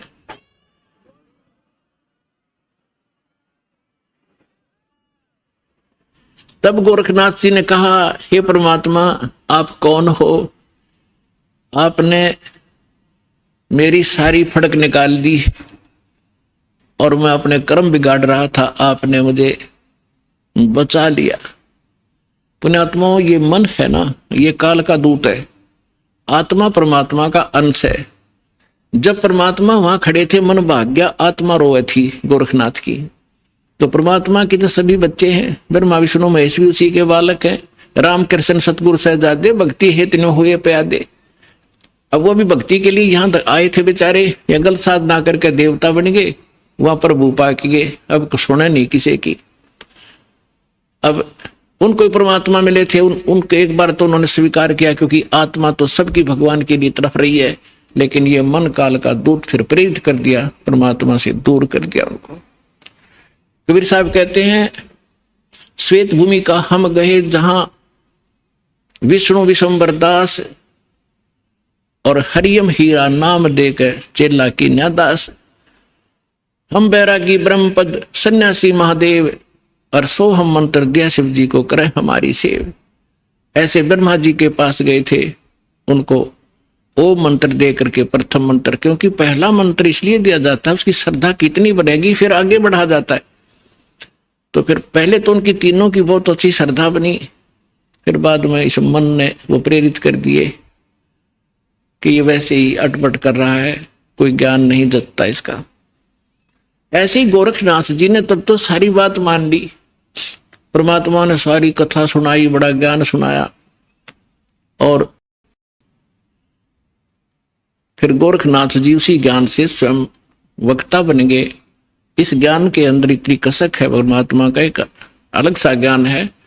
तो आम व्यक्ति भी कहीं बताने लग जाता है तो सैकड़ों व्यक्ति उससे भी प्रभावित हो जाते हैं और उसकी वाह वाह शुरू हो जाती है। लेकिन जब तक समाधान पूरा नहीं होगा तो उसका कोई फायदा नहीं। जैसे ज्ञान है किसी को, और उसने किसी को बता दिया कि आपके ये रोग है, और उसको ज्ञान हो गया उसके बताने से कि आपको ये रोग है, ऐसे ऐसे लक्षण है इसके। अब ज्ञान कराने वाले को भी पता है और जिसको रोग है उसको पता लग गया उसके बताने से। अब दवाई ना बताने वाले के पास है, औषधि नहीं है, तो दोनों व्यर्थ है। तो संत ज्ञान भी हो और उसके पास कंप्लीट कोर्स हो, तो उस ज्ञान से तो जानकारी होती है, समाधान से वो साधना से वो समाधान होता है। समाधान नहीं तो ज्ञान एक आने का नहीं, यूजलेस है वो ज्ञान। तो फिर गोरखनाथ ज्ञानी पा गया कुछ दिनों के बाद, तो उसके लिए कहा कि गोरख से ज्ञानी गणे, उसके पास मूल मंत्र नहीं था। और सुख दे जति जहान और सीता सी बहु भारिया पर संत दूर स्थान। तो गोरखनाथ जी ने पूछा, प्रभु आप कौन हो, कहां से हो? आप यहाँ आपके तो लोग जुलाहा जुलाहा करते हैं, धानक कहते हैं आपको, तो क्या बताते हैं परमेश्वर? अवधू अवगत से चल आया, मेरा कोई भेद मरम ना पाया। मात पिता मेरे कछु नाही, ना मेरे घर दासी, जुल्हाए का सुत आण कहाया, जगत करे मेरी हासी। मात पिता मेरे कछु नाही, ना मेरे घर दासी, जुल्हे का सुत आण कहाया, जगत करे मेरी हासी। ना मेरा जन्म न गर्भ बसेरा, बालक बन दिखलाया, काशी नहर जल कमल पडेरा, तहां दुलाहे न पाया। मात ना मेरा जन्म न गर्भ बसेरा, एक बालक बन दिखलाया, काशी नगर जल कमल पडेरा, तहां दुलाहे न पाया। मात पिता मेरे कछु नाही, ना मेरे घर दासी, जुल्हे का सुत आण कहाया, जगत करे मेरी हासी। पांच तत्व का धड़ नहीं मेरा, और जानू ज्ञान अपारा, सत स्वरूपी नाम साहेब का, ओ हे नाम हमारा। अदर दीप गगन गुफा में, ता निज वस्तु सारा, ज्योत स्वरूपी तेरा अलख निरंजन, वो दरता ध्यान हमारा। अगर दीप जा गगन गुफा में, ता निज वस्तु सारा, तेरा ज्योत स्वरूपी अलख निरंजन, वो धरता ध्यान हमारा। हाड चाम लहू ना मेरे, मैं हूं सतनाम उपासी, तारण तरण अव्यय पद दाता, मैं हूं कबीर अविनाशी। अब क्या बताते हैं परमात्मा कि ना तो मेरा कोई जन्म हुआ, ना मैं किसी मां के गर्भ में रहा, मैं स्वयं ही अपने सतलोक से चल कर आकर के एक बालक रूप धारण करके कमल के फूल पर, तालाब में, सरोवर में विद्यमान हुआ। वहां से मुझे एक दुल्हा लेकर यहाँ आए, जिस कारण से मैं दुल्हा कहा। मात पिता मेरा कुछ नाही, अन्ना मेरे गरदासी, मैंने कोई पत्नी स्वीकार नहीं की। और दुल्हे का सुख आण कहा, जगत करे मेरी आसी। फिर क्या बताते हैं कि 5 तत्वों का धड़ नहीं मेरा, यह शरीर तुम्हारे जैसा नहीं है मेरा। और जानू ज्ञान अपारा, तेरा ज्योत स्वरूपी अलख निरंजन, वह धरता ध्यान हमारा। हाड चाम लहू ना मेरे, हूं सतनाम उपासी। और तारण तरण अभय पद दाता, मैं हूं कबीर अविनाशी। तो पुण्यात्माओं, परमात्मा की महिमा स्वयं आकर उन्होंने बताई कि मैं ना तो जन्म लेता हूं और ना ही मेरा कोई माता पिता है, मैं अवगत से चल आया, मेरा भेद मर्म ना पाया। तो परमात्मा को ना समझकर ना जानकर हम उस लाल की महिमा से अपरिचित होने के कारण अभी तक हम इन अन उपासना करके कंकर पत्थर इकट्ठे करके ये सोच रहे थे कि हमने बहुत गना भक्ति धन इकट्ठा कर लिया। तो जो प्रसंग चल रहा है उसी पर आते हैं कि हमारे जितने भी धर्म गुरु थे ये पूर्ण रूप से अज्ञानी थे, हमें तत्व ज्ञान नहीं बता पाए। और परमात्मा इस ज्ञान को हमें बताने के लिए आए थे, इन्होंने परमात्मा के उस ज्ञान को हम तक पहुंचने नहीं दिया।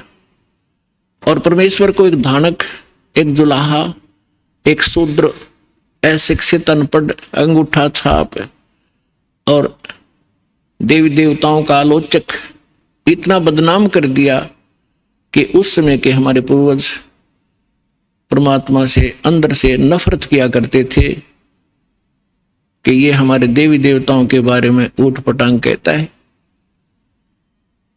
तो परमात्मा कहते हैं, सच कहूं तो जग ना माने, पर झूठ कही ना जाई हो। ये ब्रह्मा विष्णु शिव जी दुखिया, जिन ये राह चलाई हो। अब पुण्यात्मा, परमात्मा ने बताया है कि संसार के अंदर कोई प्राणी सुखी नहीं है। आप दूसरे के दुख से अपने हल्के दुख को और सुख मान बैठे। सुख की आपको कभी छींट भी नहीं लगी है, जिस कारण से आप उस सुख से अपरिचित हैं। और जो साधना आपने करनी चाहिए वो साधना ना करके आप भक्ति के अंदर निर्धन बने हुए हो। एक एक पैसे के लिए ना जाने कहां कहां भटकते हो, विदेशों में जाते हो। किस लिए? घनी माया इकट्ठी करूं। और क्या करोगे उस माया का? कोठी बनाऊंगा, कार लूंगा, लड़के लड़की का ब्याह करूंगा, लाखों रुपये खर्चा करूंगा, सारी उम्र कर्म फोड़े और सारा जीवन धन जोड़े, 1 मिनट में मृत्यु हो जाए वहीं छोड़े, आगे गधा और कुत्ता बनकर वहीं गलियों में दौड़े। तो खाक है ये जीवन। तो बिना ज्ञान के हम डले ढो रहे थे। तो क्या बताते हैं परमात्मा अपनी लीला अनुसार प्रत्येक युग में आते हैं और जैसा कि उनकी लीला है परमात्मा की, वो अब प्यारी आत्माओं को मिलते हैं। उनमें से किन किन को इस कलयुग के अंदर मिले भगवान? आदरणीय धर्मदास साहिब जी को, आदरणीय मुल्कदास साहिब जी को, आदरणीय नानक साहिब जी को, आदरणीय दादू दास साहिब जी को, आदरणीय गरीबदास साहिब जी गांव सुनानी जिला झज्जर वाले को, आदरणीय गीसा दास साहिब जी गांव खेखड़ा उत्तर प्रदेश वाले को। तो गरीबदास साहिब जी को परमात्मा ने एक विशेष ज्ञान दिया, जैसा कि आपको कल बताया था सत्संग में रात्रि में, कि परमेश्वर ने कहा था कि धर्मदास 12वां पंथ गरीबदास पंथ होगा और उसमें मेरी महिमा की वाणी पुनः प्रकट होएगी। और उस गरीबदास का पंथ जब चलेगा उसी पंथ में आगे चल के हम आएंगे। और कब आएंगे? जब कलयुग 5505 वर्ष बीत चुका होगा, तब हमारी महिमा पुनः विशेष विशाल रूप से विस्तार से चलेगी और तब पूरे विश्व को पार करेंगे हम। तो गरीबदास जी ने परमात्मा के विषय में जानकारी के बाद क्या कहा है? मत दे दी है बालम याणे नू, मत दे दी है बालम याणे नू, मत दे दी है बालम याणे नू, मत दे दी है बालम याणे नू। जब ज्ञान हुआ परमात्मा के संपर्क में आने से, सचखंड देखा, भगवान के साथ रहे गरीबदास जी, ऊपर के सारे लोग देख कर आए। गरीबदास साहिब जी को गांव छुड़ाने, जिला झज्जर हरियाणा के अंदर खेतों में गऊ चरा रहे थे, 10 वर्ष के बालक थे। तब परमेश्वर अपने लीला अनुसार आए थे। दृढ़ भक्तों को, अच्छी आत्माओं को मिलते ही मिलते हैं, अपना ज्ञान सुनाते हैं। उनको वहां मिले, फिर सचखंड लेकर गए, सारे ब्रह्मांड दिखाए, ब्रह्मा विष्णु महेश की सतीथि से परिचित कराए। और धर्मराज जो यहाँ का न्यायाधीश है, परमात्मा उसके दरबार में पहुंचे। उस यहाँ के न्यायाधीश धर्मराज ने अपनी चेयर छोड़ दी, आसन छोड़कर खड़े हो गए, हाथ जोड़ के। पुण्यात्मा, अध्यात्म मार्ग एक ऐसा है, उसमें लोग दिखावा करने की आवश्यकता नहीं। जो समर्थ होगा उसके सामने वाले को तुरंत झटका लगेगा, वो समझ जाएगा कि ये प्रबल पावर है। तो एकदम हाथ जोड़कर खड़े हो गए। और कबीर साहब ऐसे खड़े हैं जैसे बड़ा अधिकारी छोटे अधिकारी को डांट लगाता है। तो गरीबदास जी ने बताया कि धर्मराज के दरबार में दई कबीर तलाक, मेरे भूले चूके हंस को तू पकड़िए मत कजाक। बोले पुरुष कबीर से धर्मराज कर जोड़, और तुम रे हंस ने पकड़ो नहीं मन 2 ही लाख करोड़। यानी अपने सामर्थ्य का प्रमाण दिया, जिसके सामने ब्रह्मा विष्णु महेश कांपते हैं धर्मराज के सामने, क्योंकि उनका भी अकाउंट वही रखता है। तो और दृढ़ हुए, ऊपर सचखंड सतलोक ले जाकर देखा, फिर वह पे छोड़ा। गरीबदास जी को मृत जानकर बालक को चिता पर रख दिया था कुल के लोगों ने। तब परमात्मा ने ऊपर के सब ब्रह्मांड दिखाकर वापस आत्मा छोड़ी, तो वो जीवित हो गए। उसके बाद ये अमृतवाणी की वर्षा करने लगे। तो ज्ञान हुआ जब कहते हैं आत्मा रो रही है कि हे परमात्मा, हम तो इस मन के साथ बांध दिए, ये अनाड़ी है, अच्छी वस्तु को ग्रहण नहीं करता, नकली की तब बता दे भाग्या जाएगा। अब किसी ने कह दिया आजा भजन कर ले, भक्ति कर ले, नो का टाइम नहीं, और उसको ये कह दे चल वहां सर्कस आ रहा देखेंगे, चल जब बरसात हो ले कि तरागनी कंपटीशन हो रहा, रात में भी जा खड़ा होगा वहां पर सांग सिनेमे में, तभी 3-3 4-4 घंटे लगा देगा। तो इस मन की आदत बकवाद करने की है, क्योंकि ये काल का एजेंट है, ये शुभ नहीं कर सकता, अशुभ करवाता है। तो अब आत्मा रो रही है। जब ज्ञान हुआ तो क्या कहती है, क्योंकि ये मन इसका कंट्रोलर बना दिया काल ने। और अब आत्मा क्या कह रही है, मैं तो दे दी है बालम याणे नू, मत दे दी है बालम याणे नू, मत तो दे दी, मत तो दे दी है बालम याणे नू, मत तो दे दी है बालम याणे नू। गीता और भागवत पढ़े नहीं बूझे शब्द ठिकाने नू, गीता और भागवत पढ़े नहीं बूझे शब्द ठिकाने नू, मन मथुरा दिल द्वारका नगरी, कहाँ फिरे बरसाने नू, मैं तो दे दी, मैं तो दे दी है बालम याणे नू, मैं तो दे दी है बालम याणे नू, मैं तो दे दी।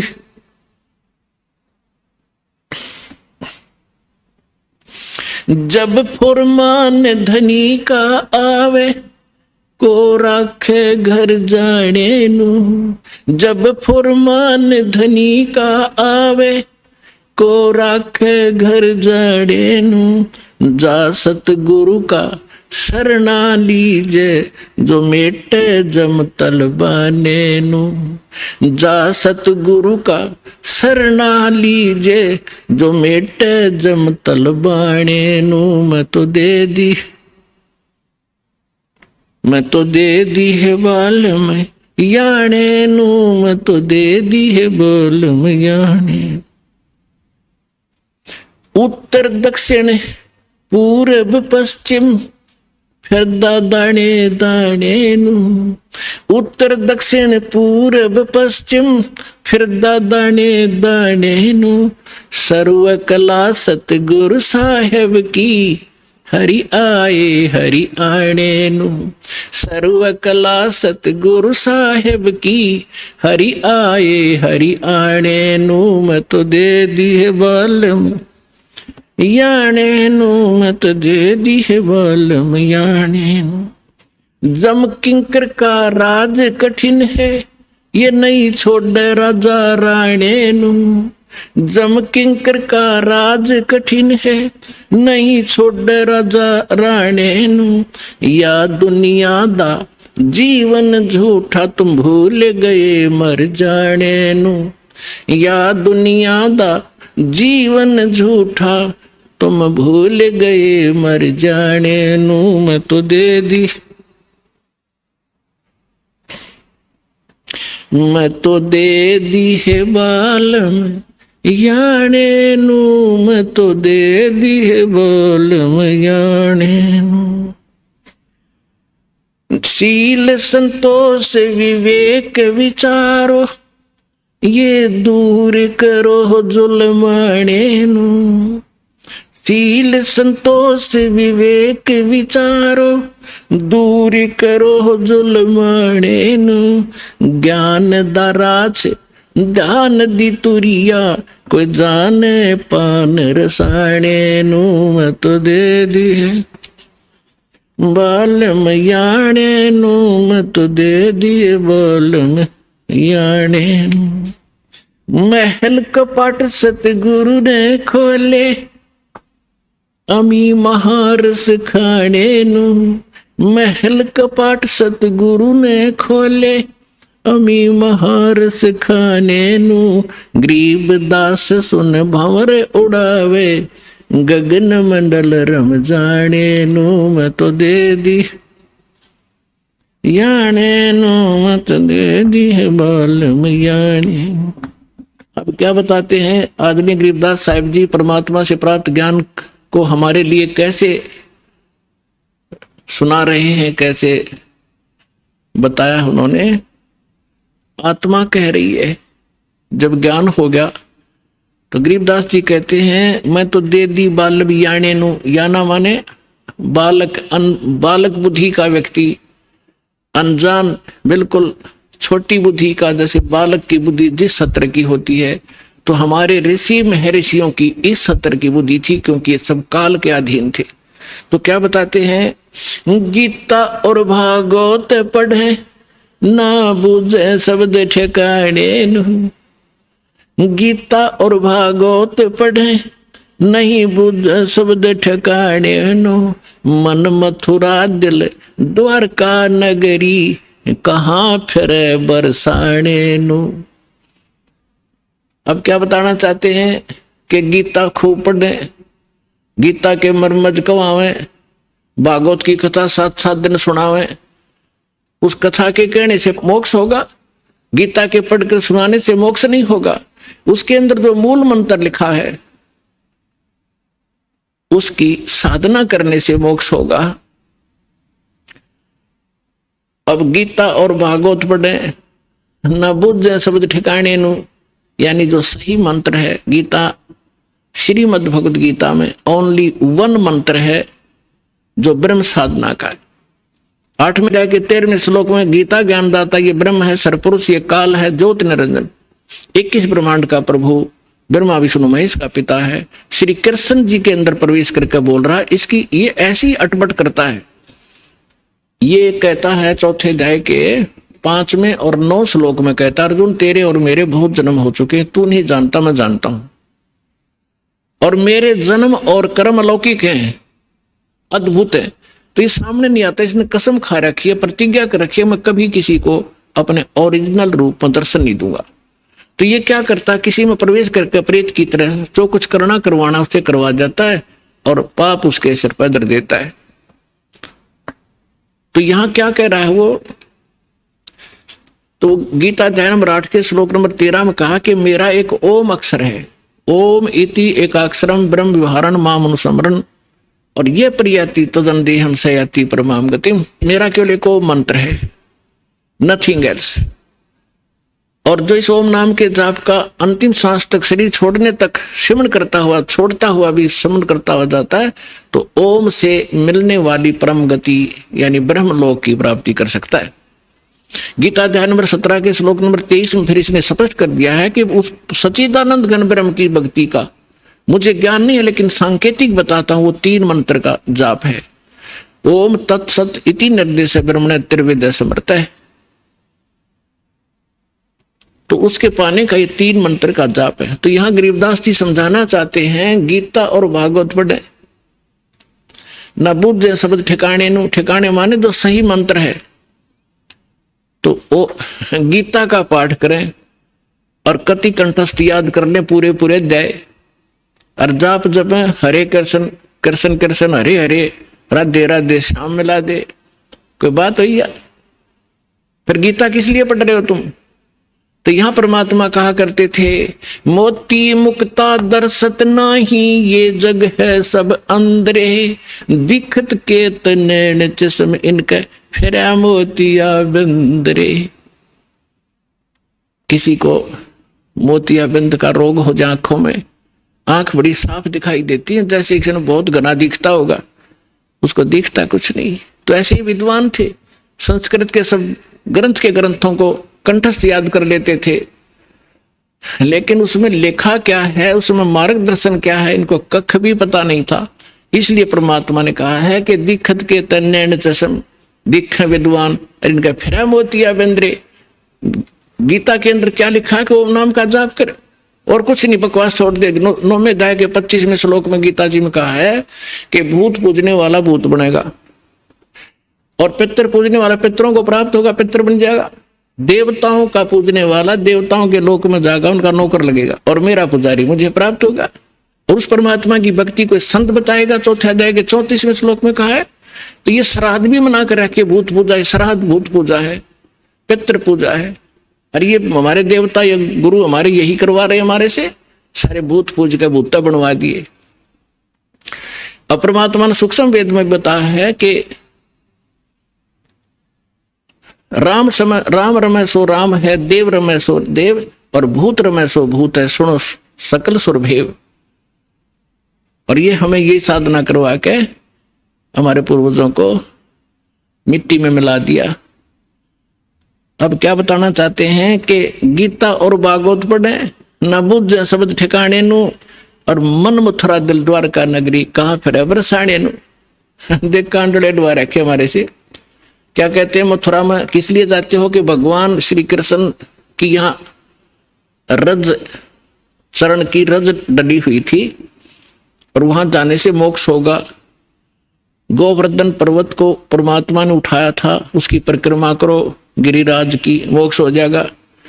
भले आदमियों, पहले तो ये सोचो कि गोवर्धन गिरिराज को किस लिए उठाया था श्री कृष्ण जी ने? वो श्री कृष्ण जी ने कहा था इन देवताओं की पूजा छोड़ दो, एक भगवान की भक्ति करो, जैसा श्री कृष्ण जी को ज्ञान था। और फिर इवन देवताओं के राजा इंद्र की भक्ति भी बंद करवा दी, उसकी कढ़ाई कराया करते हुआ बंद करवा दी।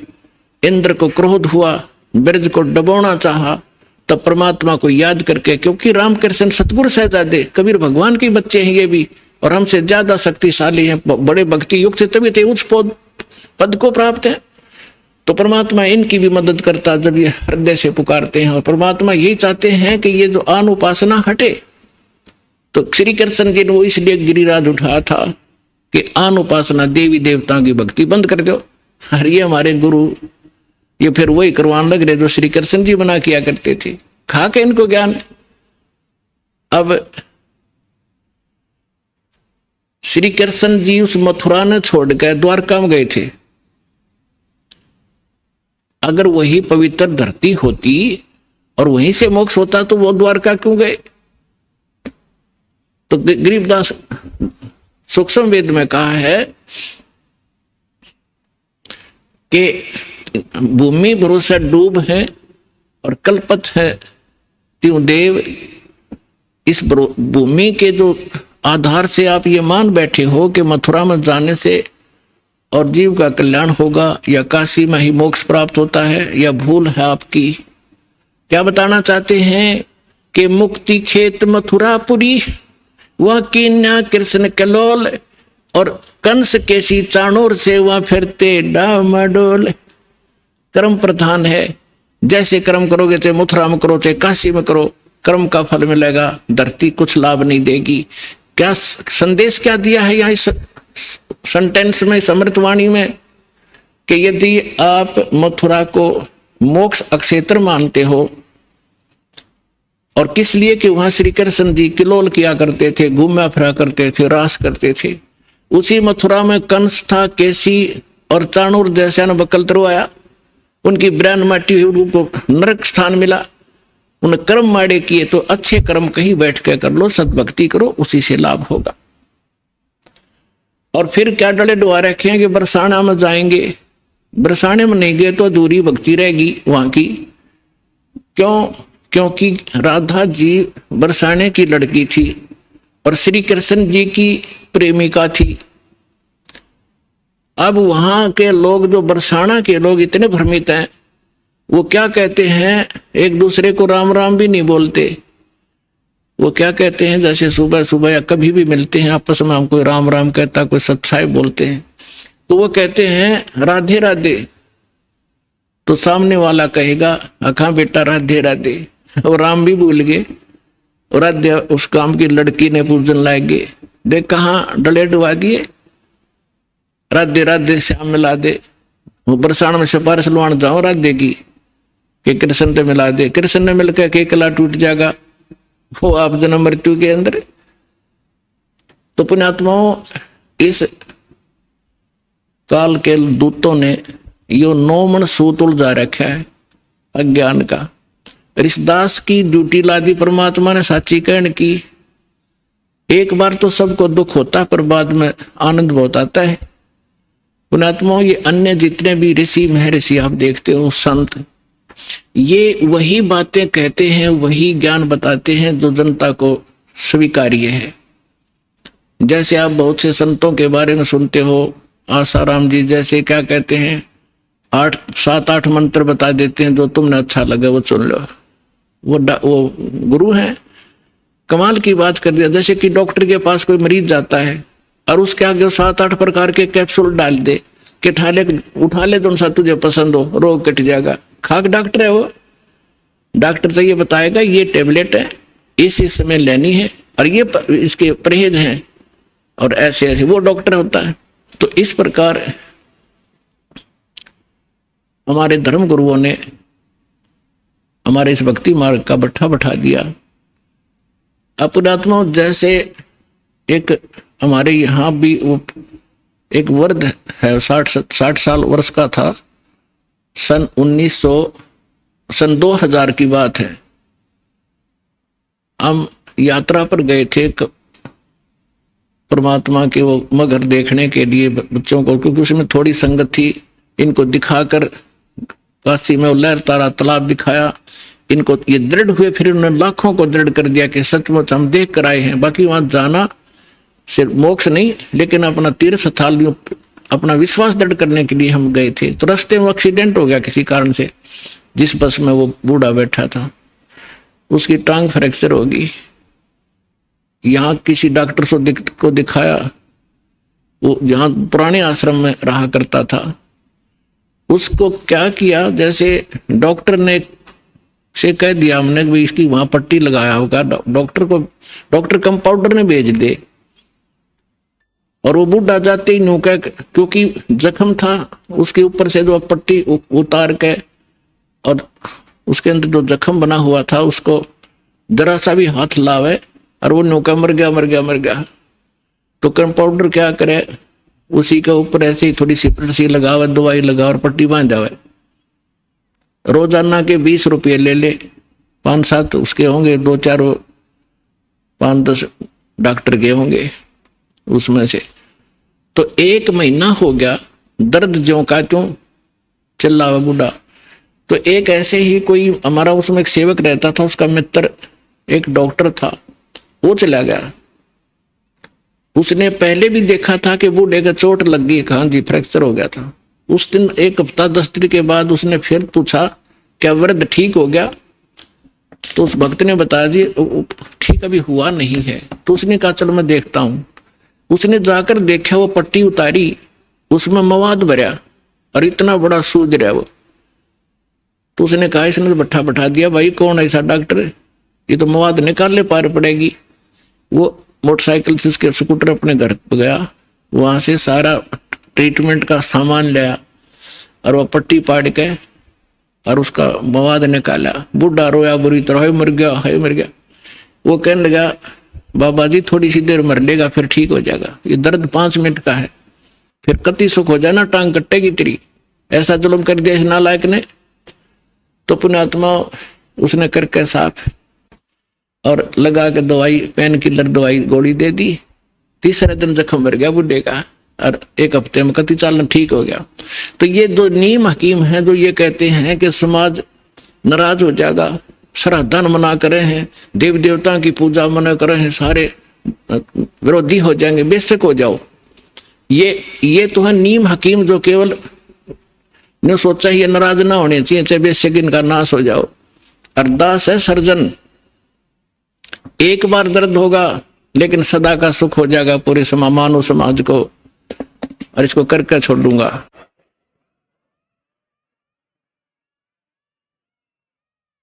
तो यहाँ क्या बताना चाहते हैं परमात्मा के मन मथुरा दिल द्वारका नगरी, कहाँ फिरता बरसाने नु। इस मन से और दिल साफ करके भक्ति कर सच्चे परमात्मा की सच्ची साधना कर, कहाँ बरसाने में भटक रहा है।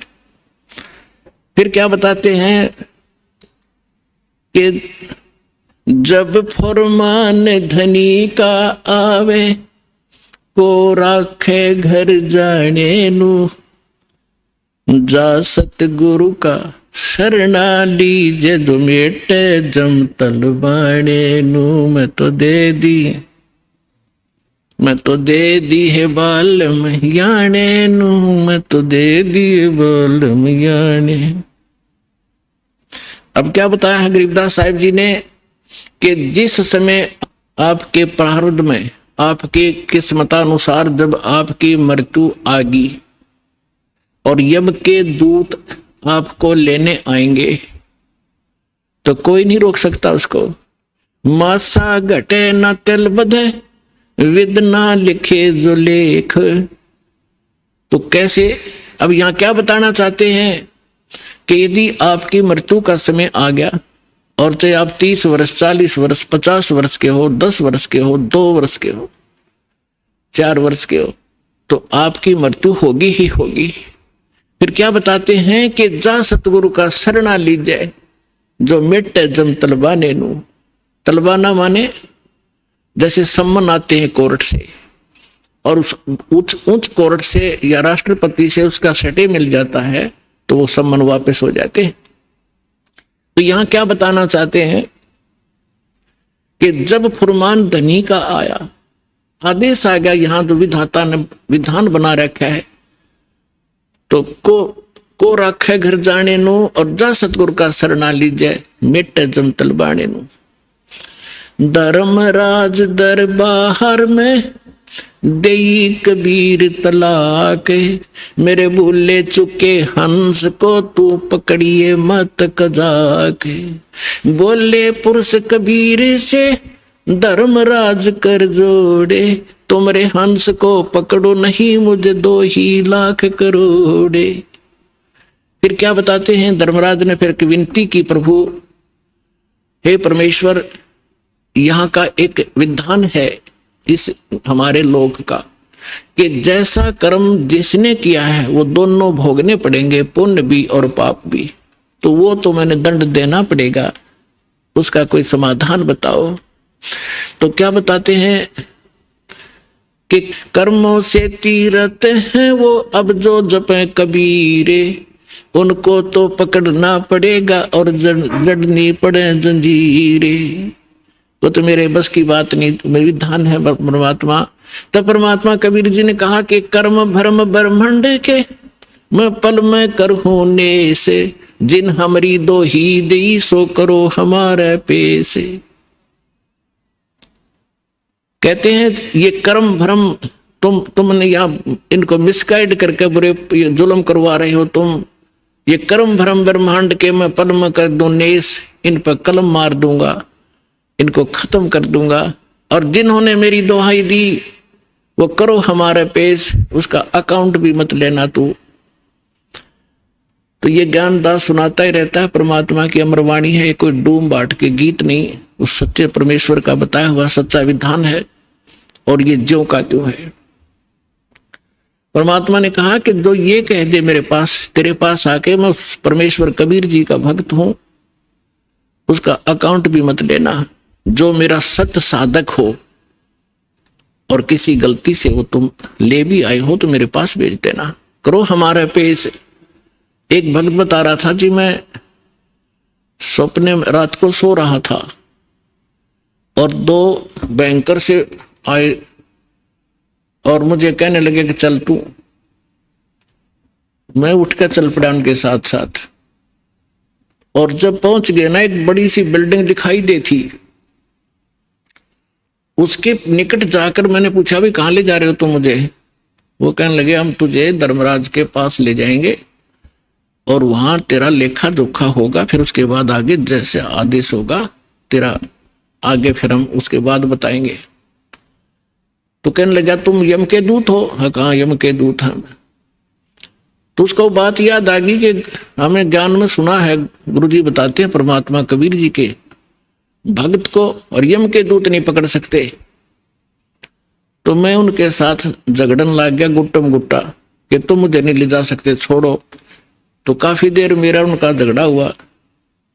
तो मैंने बताया कि मैं कबीर परमेश्वर की भक्ति करता हूँ, सच्चे सतगुरु की शरण में हूं, तुम कैसे ले जा सकते हो? और नहीं तो पूछ लो तुम्हारे उस जिसके पास मुझे ले जा रहे हो। तो उन्होंने देखा कि बड़ा दृढ़ता से बोल रहा है। उसने कहा, एक ने कहा कि तू यहाँ खड़ा रहे, मैं पता करके आता हूं। कहते वो अंदर गया, उसने मुझे आवाज सुनाई दे। उसने पूछा कि महाराज ऐसे ऐसे, वो कह रहा है कि मैं कबीर जी का शिष्य हूं, भक्त हूं और तो मुझे नहीं ग्रहण कर सकते। धर्मराज से कहा। धर्मराज ने अकाउंट देखा, वो दोबारा खोल कर देखा कि निकम्मे कित ले आई इसने, इसको वापस छोड़ दो फटाफट, मुन्ने भी मरवाओगे तुम। तो तभी वापस आया और कहने लगा अरे छोड़, इसने बला ने ऊपर तो पटक दिया मैं और न्यू आऊं जैसे गोते खाता हुआ, झटके लगता हुआ, और एकदम बॉडी में प्रवेश किया। और जब मैं उठा पसीना पसीना हो रहा, मेरी जाग खुल गई, नींद खुल गई और काफी देर तक मेरा शरीर सुन रहा, मैं हिल डुल नहीं सका, हिल डुल नहीं पाया। यदि मुझे ऐसी स्थिति मेरे शरीर की ना होती तो मैं सपना मानता इसको। तो उस दिन के बाद कह रहा कि और गणा दृढ़ विश्वास हो गया परमात्मा पे। तो यहाँ गरीबदास जी उसी परमात्मा की समर्थता बता रहे हैं कि जब फरमान धनी का आवे को राखे घर जाने नु, कौन बचाओ वहां जाने से? और जा सतगुरु का शरणा लीजे मेट जम तल बाणे नु, मैं तो दे दी बालम याने नु, मैं तो दे दिए बालम याने नु। उत्तर दक्षिण पूरब पश्चिम तो फिरता दाने दाने नु। इस समर्थ की शरण में आने से आपको इतनी बरकत देगा यू भगवान, थोड़े काम में घना सुख, घना फायदा होगा। और आप उल्ट साधना करते हो, गलत साधना कर करके और अपना कर्म बिगाड़ दिए, भक्ति नाश कर ली। जिस साधना से आप कर रहे हो, इससे आपको कोई बेनिफिट होने वाला नहीं है। यहाँ क्या बताते हैं? उत्तर दक्षिण पूरब पश्चिम फिरदा दाने दाने नु, सर्व कला सतगुरु साहेब की हरि आए हरि आने नु। तुम तो कहते हो कि भगवान हमने मिलता नहीं, और भगवान हरियाणे में आए और मुझे मिले, सतलोक लेकर गए, फिर वहां पे छोड़ा। और पुण्यात्माओं आगे फिर गरीबदास जी क्या बताते हैं? मत दे दी है बाल में बैरे नू, मैं तो दे दी है बाल में बैरे नू, मैं तो दे दी बैरे नू मत दे दिए बालम बैरे नू। संसारी दी गल्ला चिने ना बूझे शब्द जो गहरे नू। संसारी दी गल्ला चिने नहीं बूझे शब्द जो गहरे नू। ये मुर्दों से ती प्रीत लगावे न जाने सतगुरु मेरे नू। मुर्दों से ती प्रीत लगावे न जाने सतगुरु मेरे नू। मैं तो दे दी है बालम बैरे नू, मत दे दी है बालम बैरे नू। श्वेत छतर सिर मुकुट विराजे देखत ना उस चेहरे नू। श्वेत छतर सिर मुकुट विराजे देखत ना उस चेहरे नू। ऊंची थड़ियां खेती बोवे ये भूल गए नज डरे नू। ऊंची थड़ियां खेती बोवे ये भूल गए नज डरे नू। मैं तो दे दी बैरे नू, मैं तो दे दी है बालम बैरे नू। मैं तो दे दी बैरे नू, मैं तो दे दी है बालम बैरे नू। ये संसार समझदा नहीं कहंदा श्याम दोपहरे नू। ये संसार समझदा नहीं कहंदा श्याम दोपहरे नू। गरीब दास ये वक्त जात है रोवोगे इस पैरे नू। गरीब दास ये वक्त जात है रोवोगे इस पैरे नू। मैं तो दे दी है बालम बैरे नू, मत दे दी है बालम बैरे नू। ऊंची थलियां खेती बोए ये भूल गए हैं नज डरे नू। ऊंची थलियां खेती बोए ये भूल गए नज डरे नू। गरीब दास ये वक्त जात है रोवोगे इस पैरे नू। गरीब दास ये वक्त जात है रोवोगे इस पैरे नू। मैं तो दे दी बैरे नू, मत दे दी है बालम बैरे। अब इसमें क्या बताना चाहा है परमात्मा के ज्ञान को गरीबदास साहिब जी ने, कि यदि आप किसी मित्र को, बहन भाई को या कोई और निकट के संपर्क वाले को कुछ बताना चाहोगे इस ज्ञान के बारे में, वो कति सुनने को तैयार नहीं, क्योंकि मन है उसके अंदर प्रभावी है, हैवी है मन। और उसी व्यक्ति को कोई ये कह दे कहाँ जाते हो भाई, कि मैं जाता हूं अमरनाथ पे, और उसको ये कह दे कि केदारनाथ पर जाने से बहुत लाभ होता है, तो पूछेगा कब जाएगा, मुझे भी ले चलना। No objection. कोई सोमवार का व्रत रखता है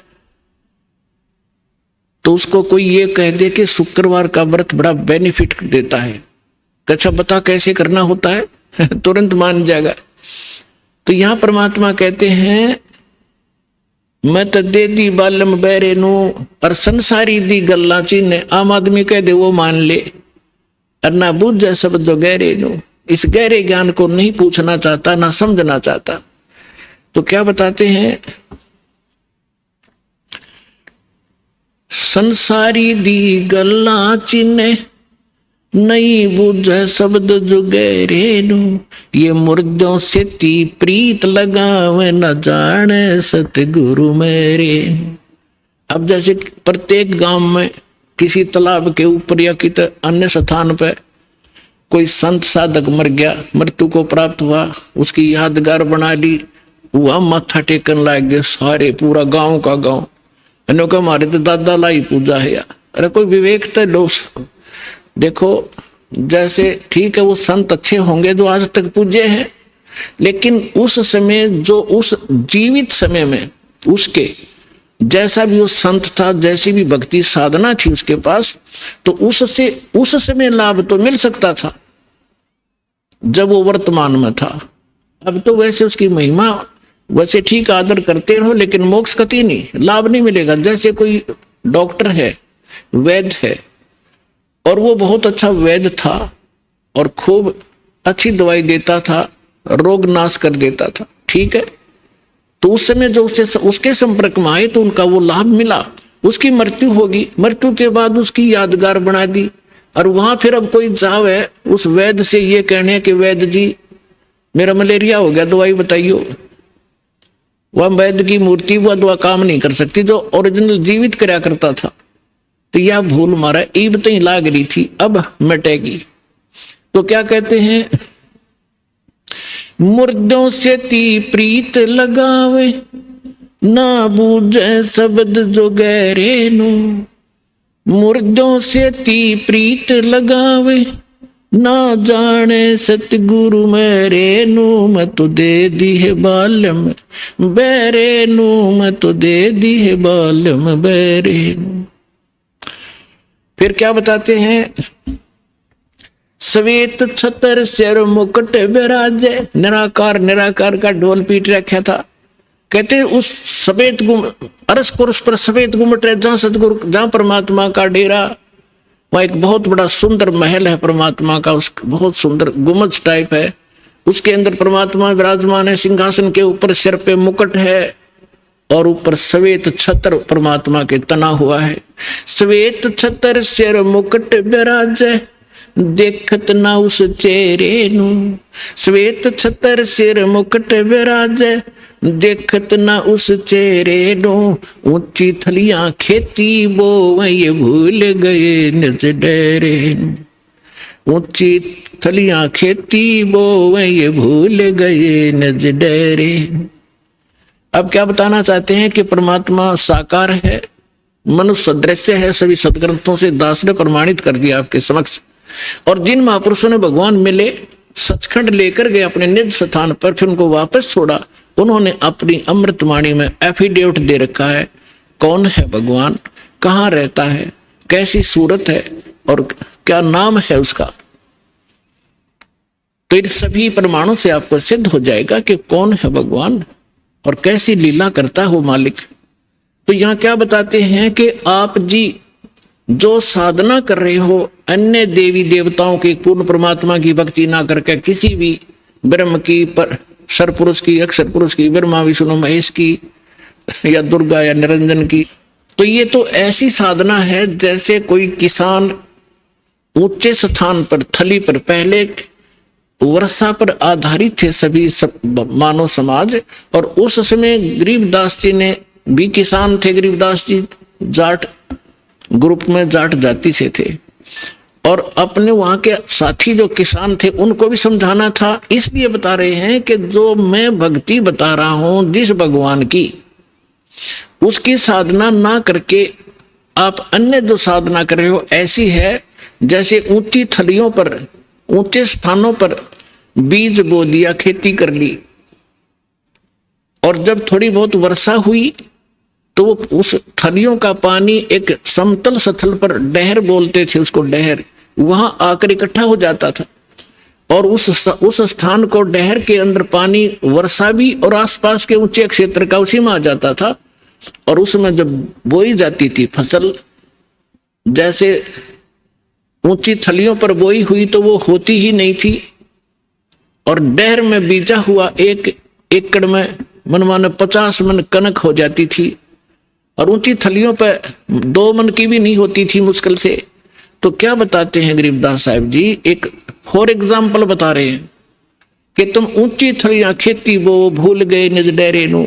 इस परम पिता परमात्मा सतपुरुष कबीर साहब की भक्ति ना करके आप अन्य देवी देवताओं की भक्ति करके ऐसी लाभ उठा रहे हो जैसे ऊंची थली पर खेती करने वाले किसान को कोई लाभ नहीं होता। और जो डहर में बीज बोता है, प्रयत्न दोनों एक जैसा ही करते हैं, तो उस डहर वाली यानी उपजाऊ जमीन में और समतल जमीन में घना लाभ होता है। तो समझाना चाहते हैं कि जो साधना हम बताते हैं वो तो डहर समझो। अब फिर बताते हैं,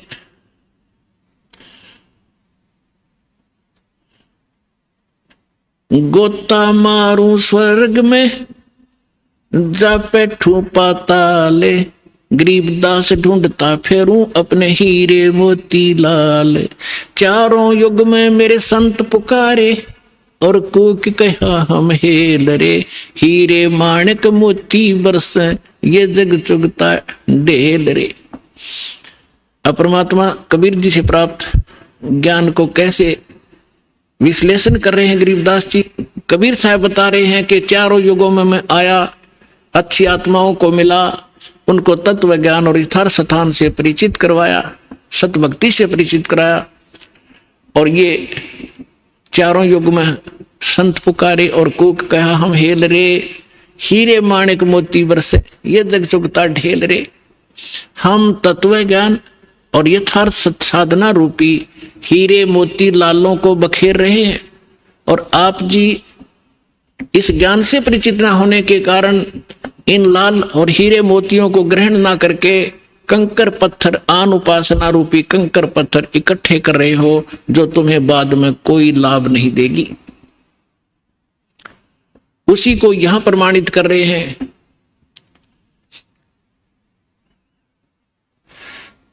श्वेत छतर सिर मुकुट बिराजे, देखत ना उस चेहरे नु, ऊंची थरियां खेती बोवे ये भूल गए निज डेरे नु। पर भी लेन जात है दुनिया, हमरा ज्ञान किन्हे ना सुनिया। अब यहाँ एक प्रश्न है इसके अंदर के संसारी दी गल्ला चिन्ह ना बुझे सब जुगैरे नु। एक बहन आई, एक बहन ने हमारी दीक्षा ले ली थी।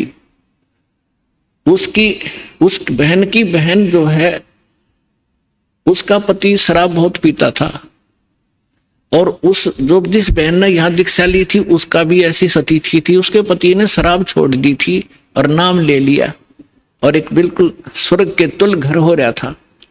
तो उसकी बहन का वहां आना हो गया, जो दीक्षा किसी और से ले रखी थी, किसी दूसरे पंथ से, और साथ में दूसरी साधना भी करती थी अपनी जो परंपरागत प्रचलित। उसका पति शराब पीता था, बहुत पीटता था, कभी गली में भी खड़ी कर देता रात में शराब के नशे में। अब मैं बाहर खड़ी रहती हूँ, कुंडी लगा के भीतर पड़ के सो जाता, सवेरे उतरे शराब जब खुल कुंडी ने, इतनी दुखी हूं मैं। तो उस बहन ने कहा कि आप मेरे गुरुजी के पास चलो, वह नाम ले लो और तेरा पति भी शराब छोड़ देगा। तो वह बहन अपनी बहन के साथ हमारे पास आ गई करोथा आश्रम में। जब थोड़ी सी संगत थी, हम ऐसे बाहर बैठे सारा बैठे रहते थे, सारे 10 20 50 100 भक्त आते थे दिन में, मुश्किल से 10 20। तो मैंने पूछा बहन कहाँ से आई? तो उसने बता दिया मेरी सिस्टर है, और इसका पति बहुत शराब पीता है, और रोज पीता है, इसने बुरा हाल कर रखा है इसका, और नौकरी करता है, एक चवन्नी घर पर नहीं छोड़ता, सारी पी जाता है, बच्चे भी भूखे रहते हैं कई बार। तो मैंने कहा बहन फिर दीक्षा लेनी पड़ेगी आपने, भगवान फिर धीरे धीरे सद्बुद्धि देता है, परिवार के अंदर भगवान प्रवेश हो जाता है, और ये पितृभूत भी प्रवेश करके वहां उत्पात मचाते रहते हैं, फिर वो भाग जाते हैं, सद्बुद्धि आती है। तो मैंने पूछा आप क्या साधना करते हो? उसने बताया जी मैं ऐसे ऐसे धन धन सतगुरु अणा का नाम ले लिया, गुरु जी का ले रही हूँ 4-5 वर्ष से।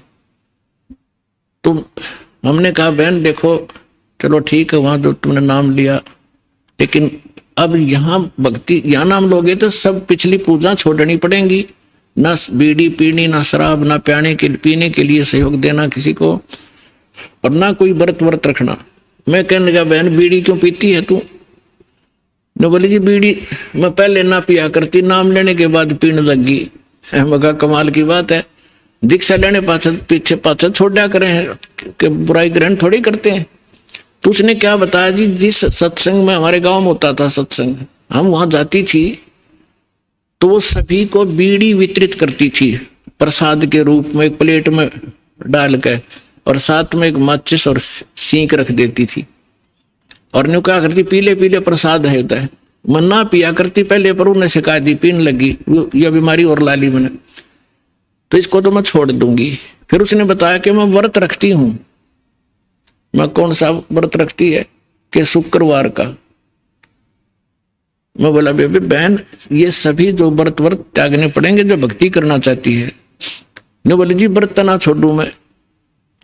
उसकी बहन कहने लगी जब तक तू कह रही थी मैं सारी बात मान लूंगी, अब तू व्रत पड़ेगी। मैंने उसे पूछा बहन इस शुक्रवार का व्रत क्यों रखती है तू, किस लिए? तो वो कहने लगी कि मैंने कथा, क्या क्रिया होती है इसमें, क्या लाभ है इससे? वह कथा सुनाती है कि एक का पति विदेश चला गया था कोई काम धंधे के लिए। ऐसी कथा है संतोषी माता के व्रत, शुक्रवार के व्रत से क्या लाभ है वो बताने लगी। और फिर उसकी काफी वर्ष हो गए थे, उसके पति ने दूर चला गया, उसका भूल पड़ गई, घर नहीं आया। संतोषी माता एक बहन को दिखाई दी उसको, जिसका पति बाहर गया हुआ था दूर देश में, और उसने बताया कि तू मेरे 16 शुक्रवार के व्रत रख ले, तेरा पति घर आ जाएगा। तो उसने 16 शुक्रवार के व्रत रखे और 16वां शुक्रवार का जो व्रत था उसका पति घर आ गया। इसलिए उसकी पूजा करती हूँ। और मैं तेरा रोज आवर रोज गड़े, तो गड्ढे की शुक्रवार के व्रत ने अकल की चोर। चलो उसका तो पति दूर चला गया था, उसकी तो बुला लिया उसकी संतोषी माता ने, तेरा तो डेली आवर डेली गड़े तने, और फिर भी शुक्रवार का व्रत है कल तुम्हारे अंदर। तो यहां परमात्मा कहते हैं कि संसारी दी गल्ला चीने ना बूझे शब्द जो गहरे नु, सच्चाई से परिचित ना होना चाहते हैं और ऊंची थलियां खेती वो ये भूल गए निज डेरे नु। फिर क्या बताते हैं कि ये संसार समझदा नहीं कहंदा श्याम दोपहरे नु। अपने आत्माओं 67 सत्संग यहां से हुआ था। भाई तन दर सुखिया कोई ना देखा, जो देखा सो दुखिया हो, उदय अस्त की बात करते हैं, मन सबका किया विवेका हो, सबका किया विवेका हो।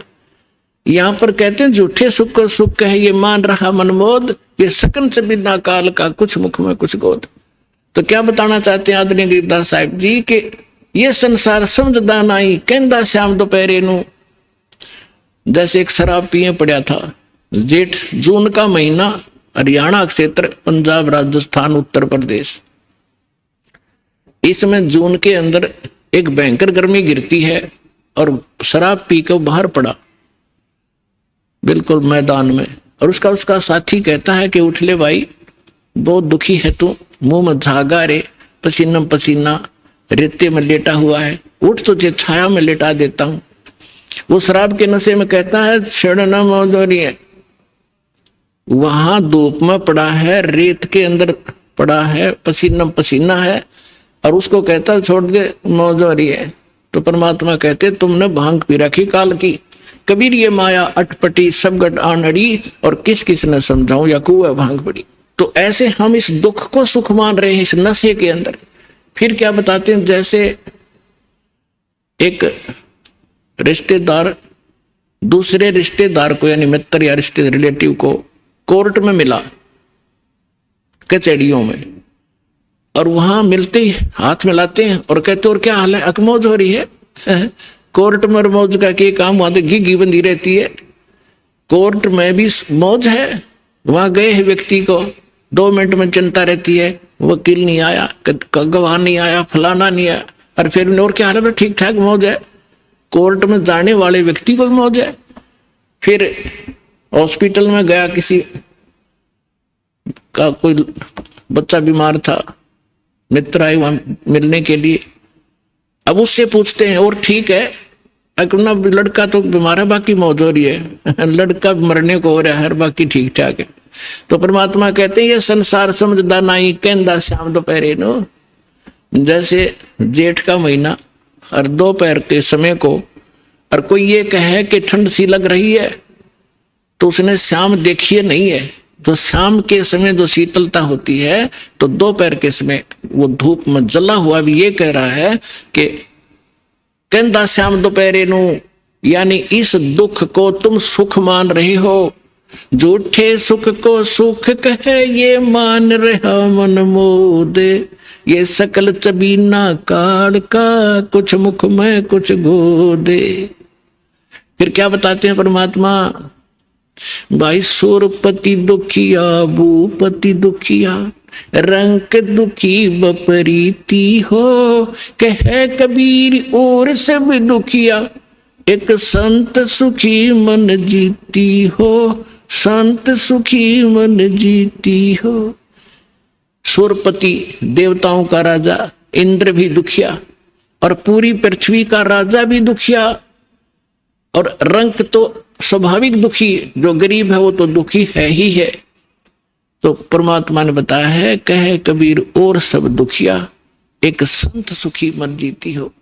यानी परमात्मा की शरण में जो प्राणी आ जाएगा, पूरे सतगुरु की शरण में आने से, उस सच्चे परमात्मा की भक्ति करने से उसको एक तो ज्ञान ऐसा प्राप्त हो जाता है कि वो संसारिक इन आडंबरों से दूर हो जाता है।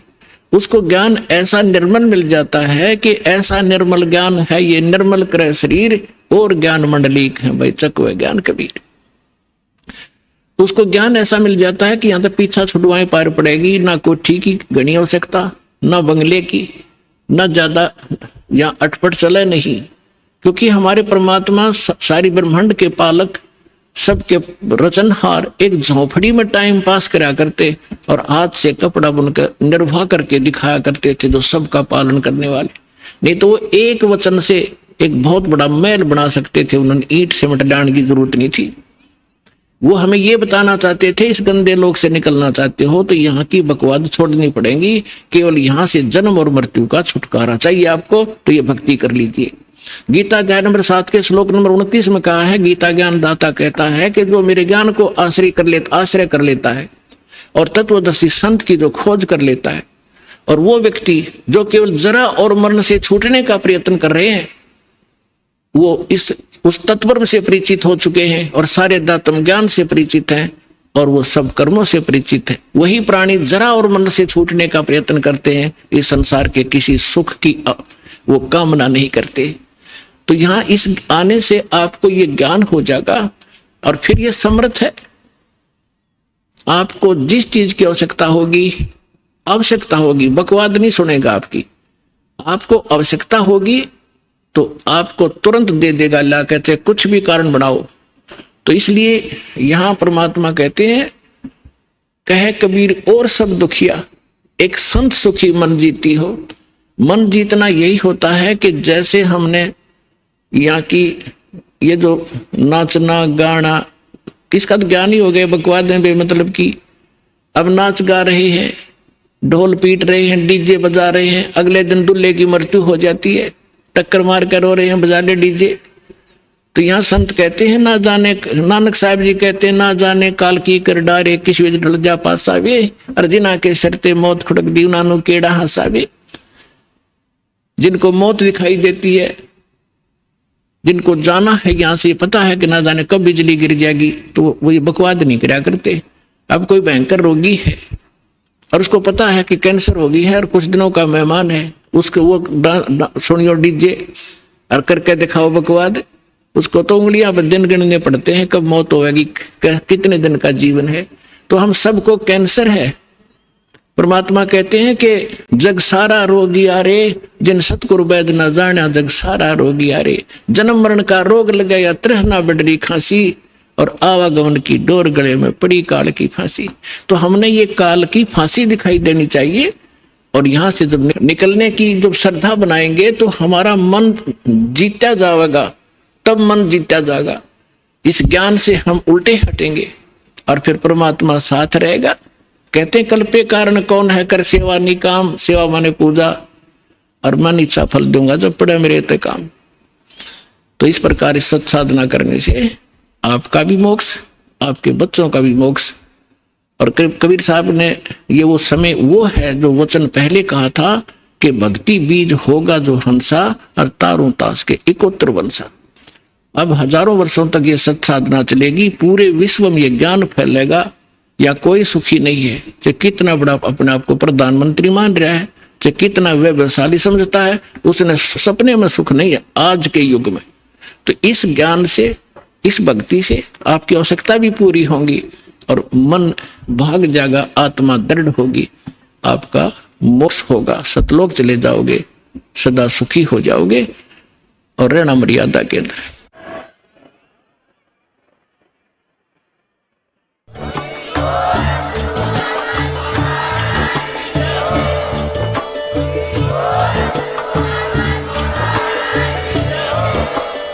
आप सुन रहे थे जगत गुरु तत्वदर्शी संत रामपाल जी महाराज जी के मंगल प्रवचन। अधिक जानकारी के लिए विजिट कीजिए हमारी वेबसाइट www.jagatgururampalji.org।